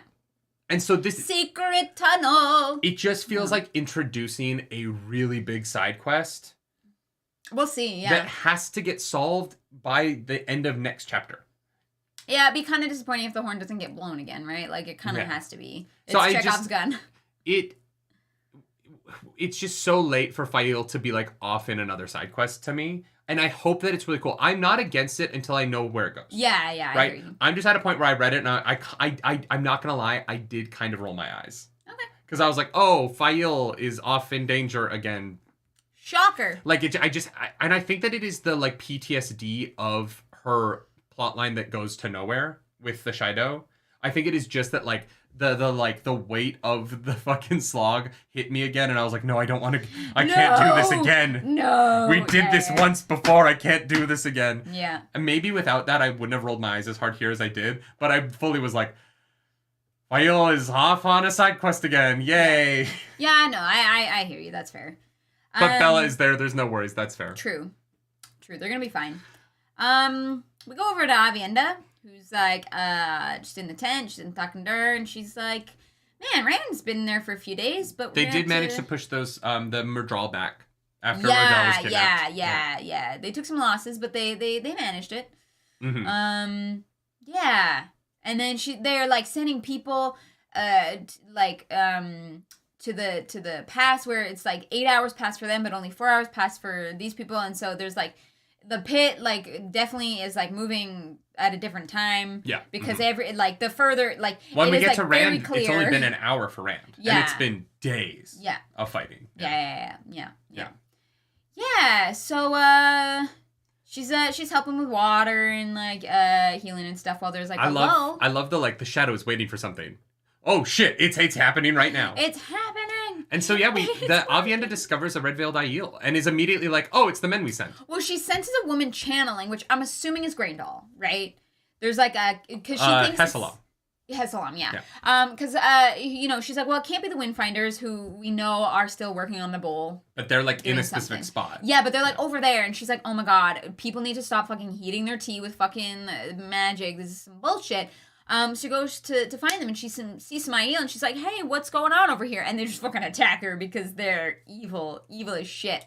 Seasting asks, what did you think of the army of hundreds of Fades? First time we've seen that. It was like, it didn't really happen. It happened, and then they left. We didn't get to see how I thought they were going to do way more damage than they did, but once Rodel was taken off the table, they cut away, and then off page that happened. I was disappointed because it was mostly off page. Yeah. I really would have liked Seasting to have spent time with that. And I was disappointed that we cut back to Thakandar and that's done. Yeah. Honestly. Yeah. I hear you. It was really cool. And I was like, oh shit, they're fucked. And then we come back to Aviendha's POV. And I thought it was going to be Aviendha is fighting hundreds of Fades. And it's like, oh no, Aviendha's chilling. There's a lull. We dealt with that off page. Don't worry about it. Yeah. Yeah, I know. There's a lot of that in this book. Yeah, it's fine. Aviendha's she's kind of fucked because she doesn't expect to be fighting male channelers. Mm-hmm. And Cat Swain arrives. Well, like Aviendha's kind of like being held. She's being held, so she can't like do anything. But like Cat Swain can sense male channeling because of her net thingy. Yeah. She's got an extra sense basically. Mm-hmm. Which is kind of cool. And so Cat Swain is like, yes, okay, that's fine, no problem. And she, like, fucking fakes out and then is like, pew-pew, motherfuckers. And, they try and find Hessalam and the woman who channeled, not there. Mm-hmm. No, I'm assuming it's Hessalam, but I think that, yeah. Oh, right, no, they do find her. They see her, she runs away. She runs away she kills, so Aviendha's in a circle with two women. Yes. And she goes ahead and leaves those two women behind, and those two women popped out. Yeah. And then she runs back and sees Serene. Hessalam has Serene compulsed. Serene? I think it's Serene. Is that this one? No, I don't. Yeah, isn't that right now? Yeah. I don't remember. Yeah. The sequence of events is a little bit muddy. But yeah, Cat Swain is useful and gets Aviendha out of a tight spot because I think she might have been fucked there. Yeah, and so Darlin is giving control of the army. The Aviendha and the Channelers are going to take out the Dreadlords, and they just need to hold. Because hold the door. What matters is what happens with Rand and the Dark One. Rand is in the pattern in outer space somewhere. I don't know. Rand is like standing among the threads of the pattern, and he's talking to the Dark One, and they're having a chit chat. Yeah. It's short. It's like a really short. I thought we were gonna spend some fucking time here in this POV because Rand. It feels like Rand has barely been in this book. Yeah. And like this is the fight that matters, and they keep cutting to it to be like Rand fights for like 5 seconds. We're cutting away from it. Yeah. And I just wish we'd spent a little bit more time here. Yeah. I agree. Because I don't really get what's going on. I want them to like spend some time setting this up and like building this fight. Because this is the fight, right? This is like against the Dark One. This is the one that matters. And the book doesn't seem to be very interested in spending much time here in Shai'l Ghul. I think that this is a place where the show has the opportunity to really expand upon the books. And do a lot more with Rand in the end of the series. Because it does just kind of feel like, we'll get to it. I don't even know if he's in the last battle chapter. Yeah, it's weird. Samantha A says, it's because of the time warp, more things are happening outside. Yeah, but it does have the effect of making it seem like this isn't that important. And I don't know. It was just weird. The other thing about this that doesn't help it in my... I highlighted this because I wanted to bring it up here. This conversation with the Dark One, they talk about Moradin, and this POV ends. The last thing we get with Rand this week ends with, now the battle truly began. He looked into the nothingness and felt it welling up. Then, like a sudden storm, the Dark One brought all of his force against Rand. And I don't know what that means. You know what I mean? I don't know... I don't know how to visualize the force of nothingness hitting Rand while he's tangled in the pattern. And I think that to me is why the Dark One isn't very compelling to me right now. Is like saying the Dark One threw all of his force at Rand. And I was like, yeah, it's tough. I don't know. I can't. But also Rand's dead. Okay. I just don't know what it is. Yeah. And also it's like Rand is standing in nothingness. What is he standing on? Like, he just exists. Yeah. I wish we spent more time here so that they could describe this more, because it feels so important, but I feel like it's not getting enough juice. Yeah. Yeah, that's fair. Yeah. Like one hair that's like went rogue. Okay, there we go. It was like all the way and around. And so, yeah, I don't know. I was really excited to spend time with like Jesus Rand in the final book. Yeah. And the final book is like, no, don't worry about it. He's not really in it much. I'm like, okay. Yeah, sure. It's fine. The other stuff is interesting and I'm enjoying it. But I do feel like Rand... I just feel like Rand is like weirdly underwritten throughout the whole series. I feel like he disappears a lot, and I feel like in the end of the book when it feels like his journey is the most important, it's the least written about. Well, and it's weird because like it because of how time moves, it kind of makes sense, right? There are weeks passing outside, and for him it's like an hour. And so, like, I understand why it's written that way. Yeah. When you have this mechanic of time moving differently. But yeah, it does feel like he is not really a big part of the book. Yeah. Yeah. Yeah, I don't know. It's just interesting. I'm really curious once we get back to him. Here's what I'm hoping. I am, right now, don't really care about what's going on with Rand and the Dark One. Honestly. I'm really hoping that by the end of the book I do. Yeah. I hope that the way that it's written, and as we move forward, because I can't judge it yet because we haven't gotten to the end. Right now, I feel a little bit let down by it, but I am so excited, and I really am hopeful that whatever happens from here on out will really get me there. You know what I mean? Yeah, I agree. I'm hopeful that it gets me there. Yeah. Because there's something missing from Rand's plotline for me right now. Yeah. And it feels like it's the centerpiece. And like, it's a weird, like, it's like when you go to a really nice dinner party, but they didn't put time into the centerpiece. And so the middle of the table just feels a little bit dull. Okay, that's fair. But the dishes around are filled with great foods. I mean, we have this much of that. That is the last battle. I have a question for you. So hopefully this gives you enough. I have a question for you. Is Rand in the last battle chapter? Yes. I thought that was the whole point. I don't know. I do wonder if the last battle is everything that happens outside at the Fields of Merilor. Because if there is a world where the last battle chapter is just the Fields of Merilor, and then, because there's 10 chapters after, what happens in those 10 chapters, all of the Rand Darkone stuff could be after the last battle. No. I think he's in the last battle. Okay. I think so. I don't know. Right? Calling it now. I haven't read it, so I don't know what happens next. I do wonder. I wonder. Yeah. Yeah. We will find out. Light-Blinded Fool says it's almost like you should read it and find out or something. No, actually, we're not. We're stopping. You know what? We're stopping. This is we're this close to the end, and that's it. I know that you guys are making jokes with the read and find out stuff. I get that they're jokes, but one of the things that I find like unendingly frustrating about being a reactor of TV shows and books is the narrative of like, well, you're judging it in the middle, and I'm like, we're talking about the section. Like we told that you, is the job. The video has a thumbnail that says we are talking about these 2 episodes on their own, and people are like, well, but if you watch 2 more episodes, you'll really like this character, and I'm like, okay, great. When gonna watch those episodes. Yeah. That will be next week on the same day. You'll see us react to those 2 episodes, and I'll tell you, oh, hey, my opinion on Ling changed. I like him now. But like the narrative that people have in the comments of like, you should stop talking about this. I'm like, well, no. I have to talk. The job is talking about it. I literally have to talk about it now. Yeah. I will talk about that when I fucking get to it. Yeah, people get real salty about it, They're and I don't so salty understand about the fact why. that they're like, just watch the whole show before you make a video on it. And I'm like, that's not how this works. We would make 1 video every 5 months. Yeah, and it would be anyway. Yeah. I always find that so funny because it's like, do people want us to just sit there and be like, okay, interesting. But we'll talk about that when we get to the end. We've been talking about it, and I'm like, I like doing the movie reactions more. Yeah, because you get like a full arc. Yeah. We're talking about when we're doing our review at the end, it is for one thing, and I'm not like, I hope next time. Yeah. Anyway. Yeah, 1000%.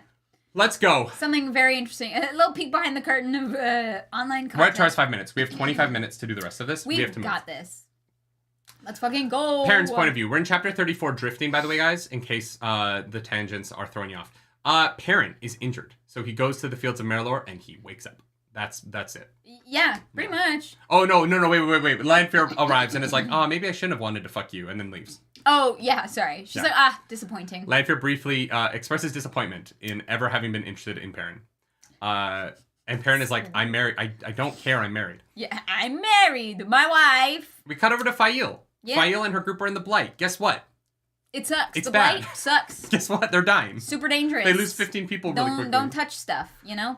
Satel is like, yeah, no, we're kind of fucked here. I kind of know a little bit of things about, Satel can't channel anymore. Yeah. She got burnt out. Yeah. By that, like, which is so sad. I know. It's kind of like a, toss away line. I know. But the fact that, in getting them here, she burnt herself out and can no longer channel is incredibly sad. Wait, what? In getting them here? Yeah, Satel was fucking... Wasn't Satel the one that was holding the gateway open for them to get here? No. Satel burnt herself out, 25 years ago. Which is why she's, not at the White Tower. Oh. Yeah. No, she would have been, distraught and inconsolable. And no, yeah. That was a long time ago. I forgot about all of that. When I was reading this chapter, I was like, oh my god, Satel burned herself out in the running away through the... No, yeah. No, because the Dark One wanted... So much happens in these books, I forgot that was a thing. Yeah, because it's kind of, hinted at when Matt is with her, right? It's not, explicitly said. I thought she could still kind of channel a little bit. Interesting. Yeah. No, she can't. But she knows about channeling, and so she's like, look, some people can kind of read the residue of weaves, but that's kind of a talent. Sometimes I feel like somebody's watching me. You know what I mean? Oh. Anyway, Colonel Sanders says, what is sad is she can be healed but does not know it. Can you heal being burnt out? I think that you can heal being severed. No, we've never seen Nynaeve heal someone who was burnt out. We've only healed... normally those people just die. But also, when she was... but Satel wasn't severed, right? She was... She says she was burnt out. So here's the thing. When Nynaeve is healing Logain, it is specifically described as her finding a clean cut. Yeah. And I don't think that someone who's burnt out would have a clean cut that's being healed. It would be the end of a fuse. Right? Maybe I'm wrong, but I don't know that she can be healed. But yeah, so Yeah. they're gonna try and go to the Blasted Lands, and so they're making their way through the Blight because there's Sure. less deadly things there because it's more deadly. Yes. Math. Love that.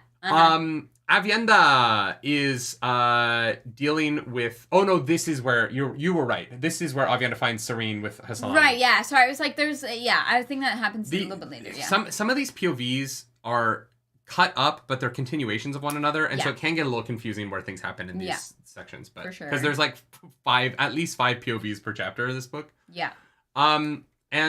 She's healing a guy from bleeding out. It's very cute. And this is where the two wells disappear from her circle. And she finds Hessalam with Serene under compulsion, and they disappear, traveling without the use of a gateway.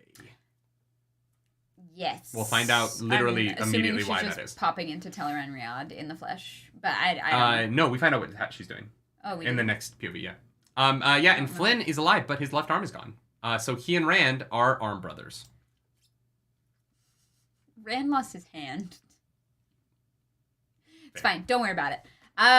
They can bond over their trauma. Chapter 35, A Practiced Grin. Oliver is growing up to be the kind of guy you definitely don't want your daughter to date. Yeah. Woof. Yeah. Oliver is fucking the worst. I mean, he's like, here's the thing. He is a literal child. He 100%, does not have a developed sense of like morality. Yeah. The problem is that I don't see where he's going to get that developed sense of morality from. Hey, you know what? We'll see. Well, we shall see. Yeah. But yeah, Oliver's kind of a little shit. But having this perspective, Oliver started watching Andrew Tate videos in middle school. Yeah. It's sad because it's true. Yeah, a little bit cringe. But yeah, having this like perspective be from like Oliver's eyes is so like crazy because they're in like the most dangerous place in the world. Yeah. People are dying from looking at trees too closely, and Oliver's just watching all of this happen, and I'm like, cool. And Oliver's like, I wish my horse was faster. I'm gonna murder the Shido. Oliver's internal monologue is murder the people who killed my parents. Gonna fuck them up. I was like, oh my god, okay. Oliver reminds me of every version of Superman where they are like, we want to make dark Superman, so he's a child where his life, you know what I mean? Yeah. He's like Homelander. Like, he was raised to be the worst. I was really hoping that Matt was going to be a better influence on him than he has been. But Matt is the piece of shit sometimes, so... Yeah, but Oliver is like, Matt doesn't get away with as much because his grin isn't innocent. Oliver is literally looking at Matt and figuring out how to be an even bigger cad than Matt. Yeah, pretty much. Yeah. Oliver is not like Batman. Sean. What do you mean? His parents die, and he's like, I'm gonna go fuck him up. Yeah, but Bruce Wayne isn't like, my parents died, so I'm gonna go get laid with every woman by being a manipulative, Isn't that art of what the... Bruce Wayne is? No, Bruce Wayne is just rich and hot, so women want to sleep with him. There's a huge difference. That Bruce Wayne doesn't have to manipulate anybody into sleeping with him. He is a billionaire. Whereas Billionaires Oliver is ugly as fuck. Oliver is an ugly as child fuck. that is using like the art of the game and like incel tactics to sleep with women. Oh my god. Yeah. Anyways, Thagendor, dangerous. The Blight, very dangerous. Not fun. Very bad time. You know who Oliver actually reminds me of? Thorfinn from Vinland Saga. They use knives. Sure. Their parents died. Like they have like this vendetta against people. Okay. Yeah. They're very similar. Yeah. Okay. Yeah. We haven't watched much of Vinland Saga, so I think from what we've seen, that's interesting. And so they're discussing their journey. He comes up to Fail, Vannon, and Aravine, and they're just going to Thakandar. Yeah, they're trying to make it there alive. Yeah. So we cut to Cat Swain. Yeah. Cat Swain immediately is like, so they were traveling using the true power. It's a thing. Don't worry about it. Yeah. Only the Forsaken can do that. And then Sorely is like, Rand? but she's very ugly. That doesn't make any sense. And Aviendha's like, well, she might be using a disguise. And everyone is like, oh, disguises, right? Oh, disguise self. They're sneaking into our camp. Maybe they're not using their own face. Couldn't have thought of that before. And obviously we know that Hessalam is that's her new body. Yeah. But like, Aviendha being like, or it's a disguise, and they're like, ooh, right, of course, disguises. Yeah. Actually, you know what? Maybe that's a commentary on how the Aiel like really wouldn't disguise themselves to fight.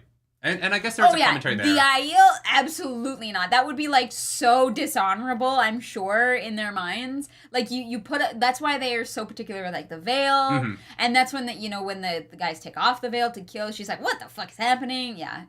I loved Aviendha be like disguises, and they're like, oh, didn't think of that. Maybe it is her. The famous person smart. Used the disguise to sneak into a camp. I can't. Couldn't imagine. And they kind of agree that they're gonna fight the Forsaken together. Yeah. And Aviendha's like, and me too, right? And the two old ladies are like, yes. Fine. No, here's the thing. Soraya is not. She understands. Cat Swain looks like she would rather chew glass. Yeah, always. At all times. I also love that in this POV we get, and this is why I should have been the leader of this fight. Cat Swain's being like a petty little, well, he should have put me in charge. Yeah, the women in this series are so fucking petty. I know, I hate it. Anyways, Fael's getting close to Gnar, and they're still losing people.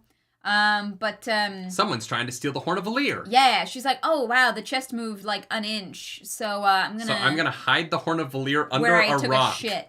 Yeah, took a shit over here to mark my territory, and that's where I'm gonna put the horn. God. And I was like, that's. I am not gonna lie, I hate this. Fair. She is not sleeping because it is safe to not sleep. And she leaves the corner of her chest out. She hears screaming in the distance, so she runs out. And who's getting attacked? Vanen and Harnan are stealing the Horn of Valere. Yeah. I don't like this. I don't like Vanen. I don't like Vanen being a dark friend. He's the only fat person. Well, there's that, but also like he's evil. I don't. Fat guy, definitely evil. I was like, okay.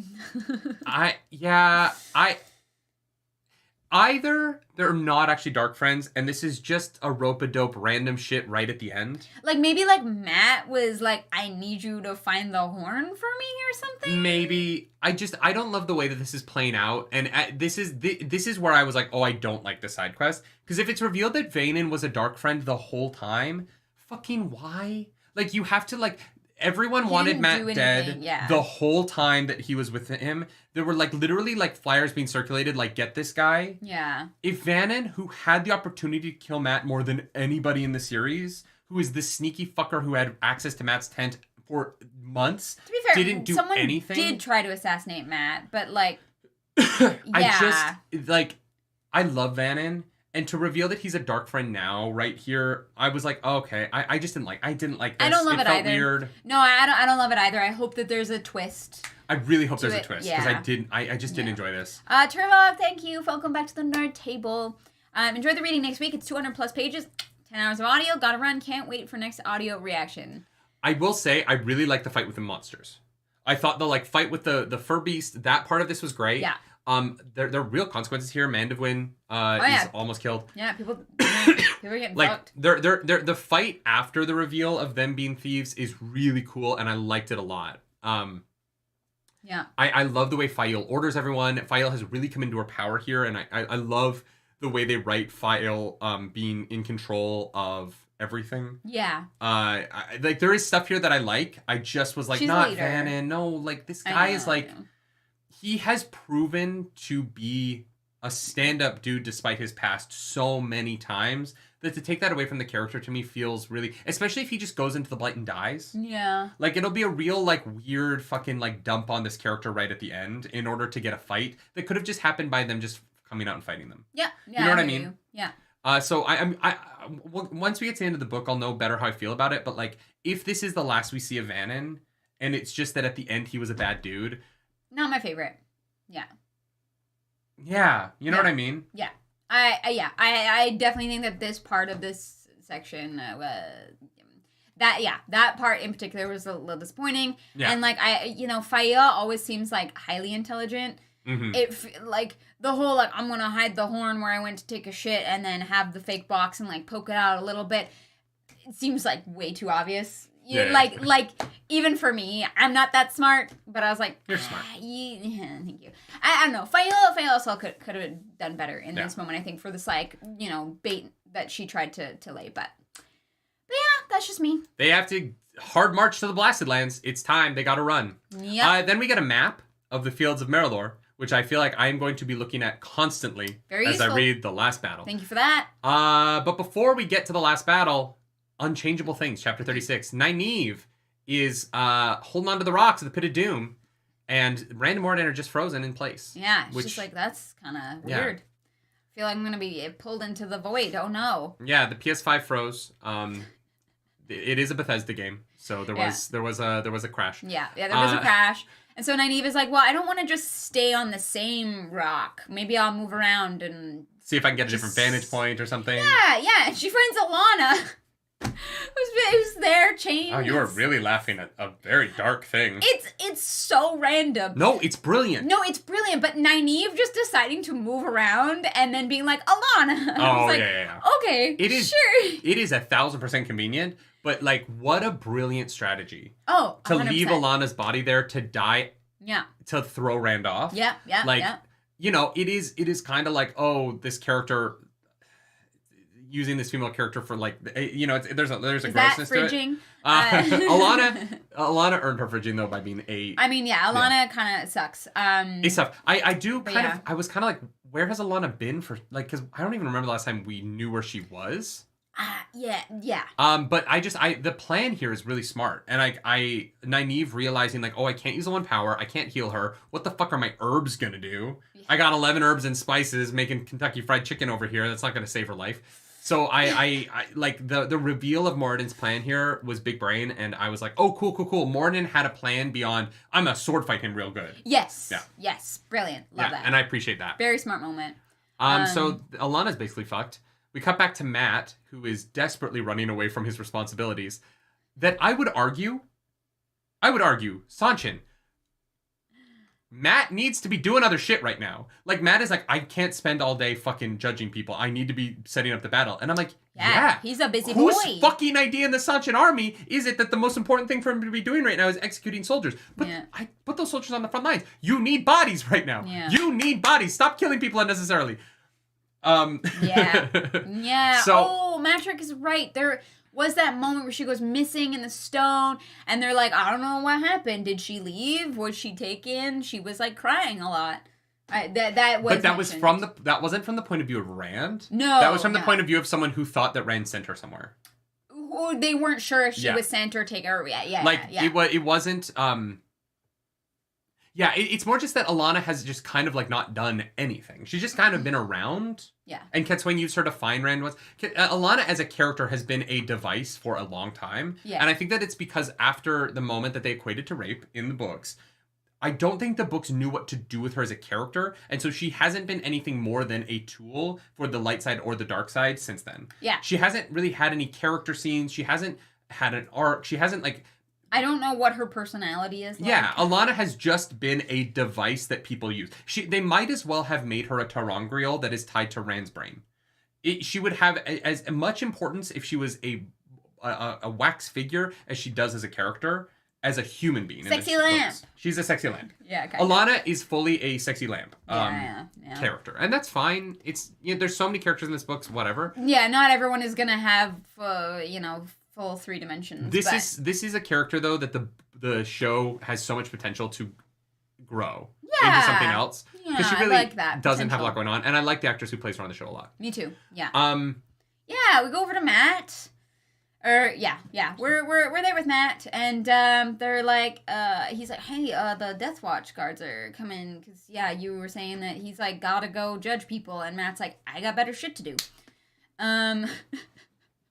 And so he, fucking, dodges and weaves. Yeah. And he runs into, Sean says you could replace her with the Corsouvra. The literal, there's literally, the Corsouvra and Alana are the same thing, essentially. Yeah, I mean, kind of. I obviously... No, literally, you hurt her, he feels it. No, I just mean, the control thing I don't think is the same, but other than that, yeah. But it's not full control because Lanfear is still able to act independently. It's not 100% control, right? Okay. But it's like, if you don't listen to me, I can fucking crush you. Yeah. So it's similar to the soldiery. Yeah, yeah. Yeah, so Matt's running around. He runs into Egwene. He's like, Egwene, they're coming. Let's go up the hill. And he's looking out, and I really love this moment. I love the way he's looking through his memories at different battles and trying to, like, fit the right battle memory onto this field. Yeah. I thought the way that was written by Brandon here? Sanderson was really cool. Yeah. And I loved this POV a lot. Oh yeah, it like, yeah, Matt is sometimes just so great. Yeah. That I think maybe that's why when the moments he's not great are so disappointing, is because there's so much that I really do love about the character. He gets really good moments. Mm-hmm. He's like, hey, so the Horn of Valere, and Egwene is like, no, we're working on that. Yeah. Matt's like, hey, can I have a gateway, please? Yeah. And he's like, does this little like divination looking thing. And we get an interesting conversation where he's like, oh, we have to win this. Yeah. We have to win this. And I was like, oh, okay, like, let's go. This matters. Like, I was like, oh, great. I like that this battle has a win condition to it. Yeah, and isn't just, we just got to hold. I'm excited for a battle where Matt has, like, an intention to be victorious. Yeah. From the very beginning. And it isn't just, we just got to survive till Rand's done. It's, no, we have to win this for us. We have to win this on our field. We have to win this here. Yeah. I thought that was great. Yeah. There's a lot here that's great. He's like, go block the river. I got a plan. Like he's like here. He's Yeah. on a mission. He's got a strategy, and I love that. I also love. I know what I'm doing. I fucking hope. I also love that everyone keeps mentioning how shitty Gawain looks. Yes. Yeah. Like, wow, Gawain looks like fucking shit. He does not make it out of the next chapter, right? He's definitely dead. Yeah. Which is why, like, I think I said this like a book or two Which ago. means but Egwene's like dead. Egwene and Gawain definitely die. Yeah. There's you called that before the ring too. Yeah. I think you're right. I don't know who becomes the Amerlin. I kind of hope it's Nynaeve. No, Nynaeve does not have the temperament for it. I really hope I know, it's but not that's why I Nynaeve. hope it's her, because she needs to fucking, like, shake up the Aes Sedai and make them not all a bunch of petty bitches. Really? Because I actually would love if it... Okay, hear me out. I would love if it was Pivara, because she has Andral as her warder and they're bonded to one another. And having the connection between, like, the White Tower and the Black Tower, I think would be really helpful for both sides. Pivara would be good. Yeah, I think Pivara would be a really good choice for Amerlin. Or maybe there is no And Amerlin. having a red who redeems the reds. Ooh, I like that. I do like that. Throwing that out there. So as the Death Watch do finally catch up, they look sweaty. They ran down a domain to teleport them up They're here. like out of breath. The Rock can come out of the hills, and the Trollocs are here early because they marched through the night. I do wish, personally. Well, the spies didn't give them the right information, right? No, but I do wish they hadn't already done this once. Oh. I wish that this hadn't happened with the Elaine fight. Mm-hmm. Because it's the same thing twice. Where they just arrived early. I mean, it's just... They marched... I can't believe they marched through the night and got here a day early. And no, Elaine is like... It's not that it's weird that this happened twice back to back. It's not that they marched through the night. It's that their spies are darkfriends. No. They are literally getting says, the wrong information. No. They're like, oh, I guess they must have kept going. Like, I don't think it's actually that... Because here's the thing. We know Trollocs can march through the night. I don't think its characters continuously being surprised by that. I think that the spies are feeding them the wrong information. But it's in the text. Yeah, because I think it's the unreliable spies. No, because the Rockin see them. The spies are the Rockin. For the Sanshin, but not for other people. Yeah, but those are Matt leads the Sanshin. I'm just saying with Elaine, like, I think that Elaine was, like, they were misinformed deliberately on the speed at which the Trollocs could catch up. I know, but it's still the same thing twice. Sure. Because that is the same thing that happened to Elaine and Kyrian. That's what I'm saying, that it's dark friends and not just like, oh, we didn't know how fast they could run. 100%. Yeah. I wish they hadn't done it with Elaine so it had more impact here instead of doing having the same beat twice and me go, oh, we just did this exact same thing. Yeah. It's just that's all I'm saying. Yeah. It is good and I'm excited for the last battle. And I love Matt, like, teaching them how to make spears. I love him teaching the spear fighting. The quarterstaffs. Sorry, guys, we like, the show has to end pretty quickly, so we're kind of rushing this final chapter a little bit. I'm sorry. But I don't feel that rushed. But we didn't talk about Matt with this quarterstaffs fighting and stuff, and, like, we could have gotten into that more. Oh, it's a cool moment. But I don't know the depths of quarterstaff fighting. So I just wish we didn't have the like, oh, they surprised us by being here a day earlier twice in the same like series of combat. They were like, it worked last time. Let's try this one again. Exactly. It's like fool me once, shame on you, but fool me twice, shame on me. Yeah, right? Yeah. They should always prepare for the arrival at least 24 hours early. Yes. Like... yes. They should just assume that the Trollocs are just going to keep marching. I don't know why they would even like assume for a second that they would stop. Yeah. They've never done that before. Why are you assuming they're going to do it this time? Yeah. But Matt is like, fight time. Why aren't you running? They're here. He's like, are you sure? He's like, yes, look, spies. They're coming. The scouts. Yeah. Run, bitches. Go. Go get them. Get ready. We have a 9-hour chapter to do. Get fucking ready. And then before we end the stream, Perrin wakes up. And Master Luan is like, hey, you're at the Fields of Merlor. How you doing, kid? How you doing? Yeah, he realizes how Slayer gets in and out of Tel'aran'rhiod. Yeah. Which is cool. He either can die or wake up. Yeah, you have... You get two options. Or, no, you can have a gateway, I guess. Yeah. You have 3 options. Yeah. Really... Ooh, Kenny Ashman says Daisy Congar for Amerlin. Put a good Two Rivers girl up there. No, it's actually Matt's sister is going to become Amerlin. It can't be Elaine, right? No, because Elena's got... If it's Matt's sister, that would be hilarious. If Matt's sister is running the White Tower while Matt is the leader of the Sanchin. She's not even an Aes Sedai yet, though. She's still a fucking novice. We didn't even talk about it, but Matt does kill a bunch of people in the first chapter of this week's reading. And I did love that the general, Kurt Kilgren, is like, Prince of the Ravens, yeah.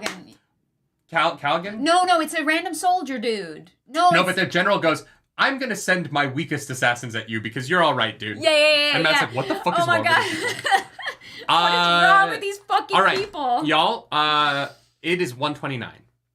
Time to end the pod. I'm so sorry. This was great. Great reading this week. Didn't love the file stuff. Pretty much loved everything else. Yeah. Really solid Wheel of Time book stuff this week. Excited for the last battle. We're going to get into it next week. It's going to be a big week. We're not doing an audiobook reaction. We literally don't have time. Was there there's a commission for the epilogue. Yeah, we are going to be reacting to the epilogue. Nothing else has been commissioned. If you want to commission something, great. Can't commission the last battle. I'm so sorry. Yeah, we don't have 9 hours to sit down and react this week. Yeah, that would be crazy. Every week we do high low. High, low. 39?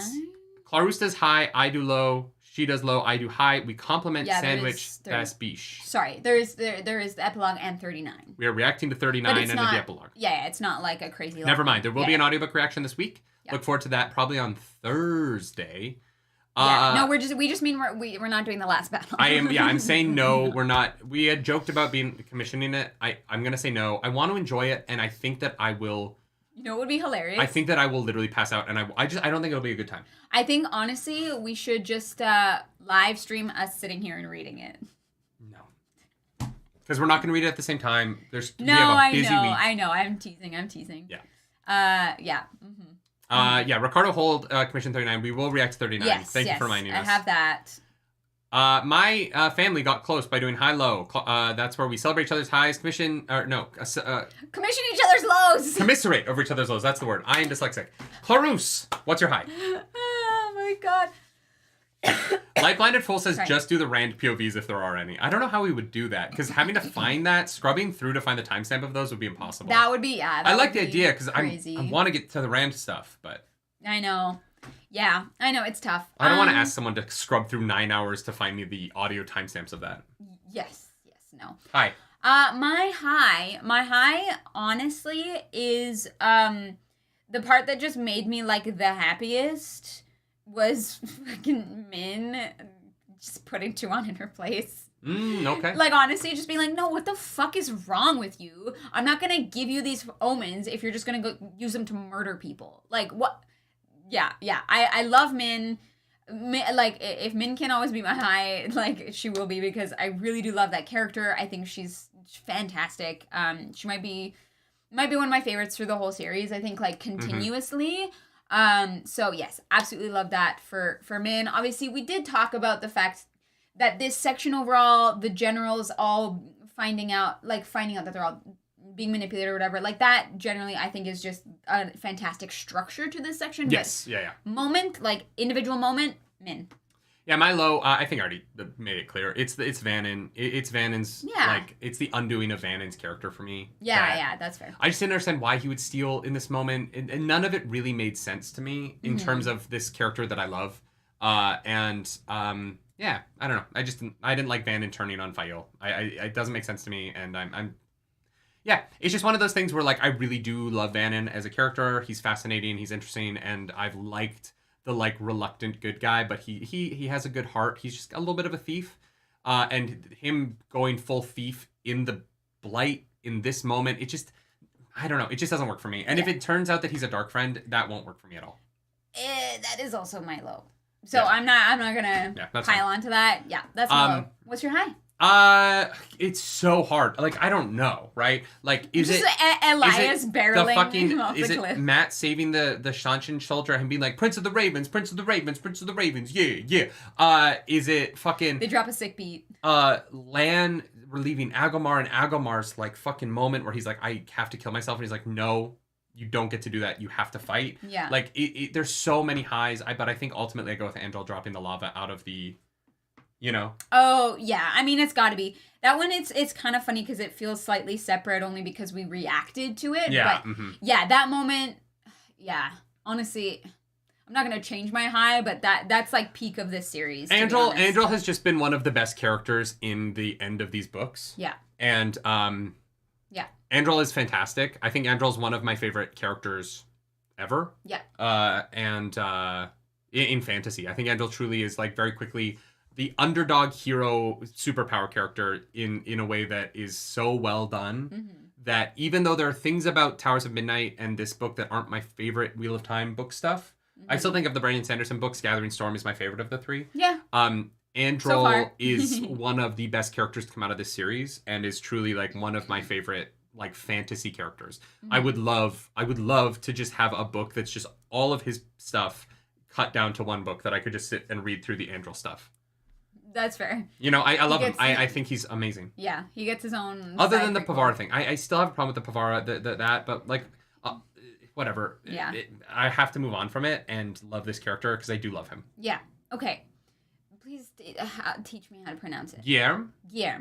Yes. Barros. Okay, I'm sorry. I look at your name and my brain wants to say every letter and I don't know why, and I apologize for that. Guillermo, thank you so much for that super duper chat. The farmer who took Rand and Matt to Caemlyn being there with the one from the Borderlands was pretty great. Yes, from the Gathering Storm prologue. Fantastic. True. Matt asking if Gawain wanted to turn in, making fun of him as well. Yeah, Gawain is, like, looking like shit and feeling useless, and Matt is, like, just so happy to pile onto him. Yeah. Methany, thank you for that super chat. Tell Sammy we appreciate it. Yes. Late to the party, but looking forward to rewatching. It's all good. There's plenty here for you to enjoy. We are gonna go. You know what? Speaking of, get on a boat. Two things. First, this podcast is brought to you by Misty Mountain Gaming. Misty Mountain Gaming is the dice company that makes the best dice in the business. Go to MistyMountainGaming.com. Use code nerdynightly15 for 15% off your order.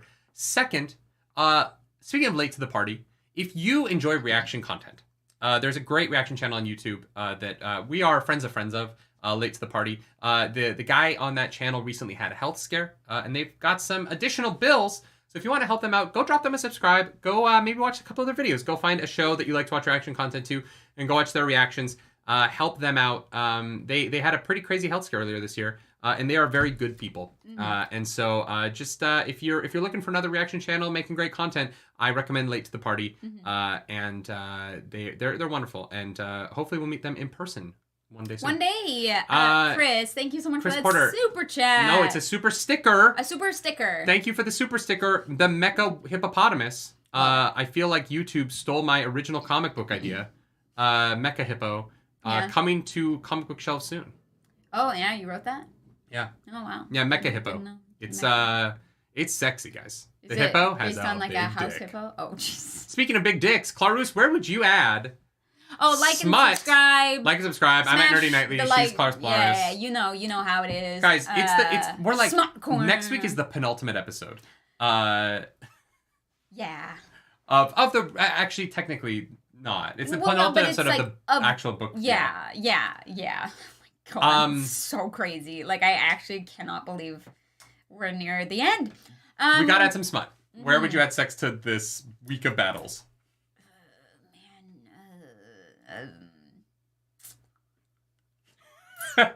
You know what? The reason that the Murdral got fucking killed is that, like, there was like a horde of them, and the bloodlust was strong, and they all just started fucking one another, and so the Murdral orgy! The army was able to kind of come in and take care of them, which is why I'll have enough page, because, we know our authors here don't really write smut. And they were like, you know what, we're just gonna assume that the audience is smart enough to figure it out, that obviously there was an orgy with the hundreds and hundreds of fates. So say a Murdral is getting spit roasted, right? Mm-hmm. They have so many teeth. Yeah, you have to be really careful. But they don't have eyes, so do you think you just fuck the eye socket? Are there, like, sockets? I feel like the sockets wouldn't be that big. I don't know. I feel like Murdrals definitely have a kind of porn, though, where the lady Murdrals lie down and the guys, like, come into their eye sockets until they're filled with cum. Ew, and then God. they, like, lift their head up so the cum, like, dribbles down into their mouth. Disgusting. That's really popular on Murdral porn sites. That is disgusting, and I hate you for saying that. Oh, my God. That's the end of the show, everybody. Sorry, Misty Mountain Gaming. We love you. Bye. Bye.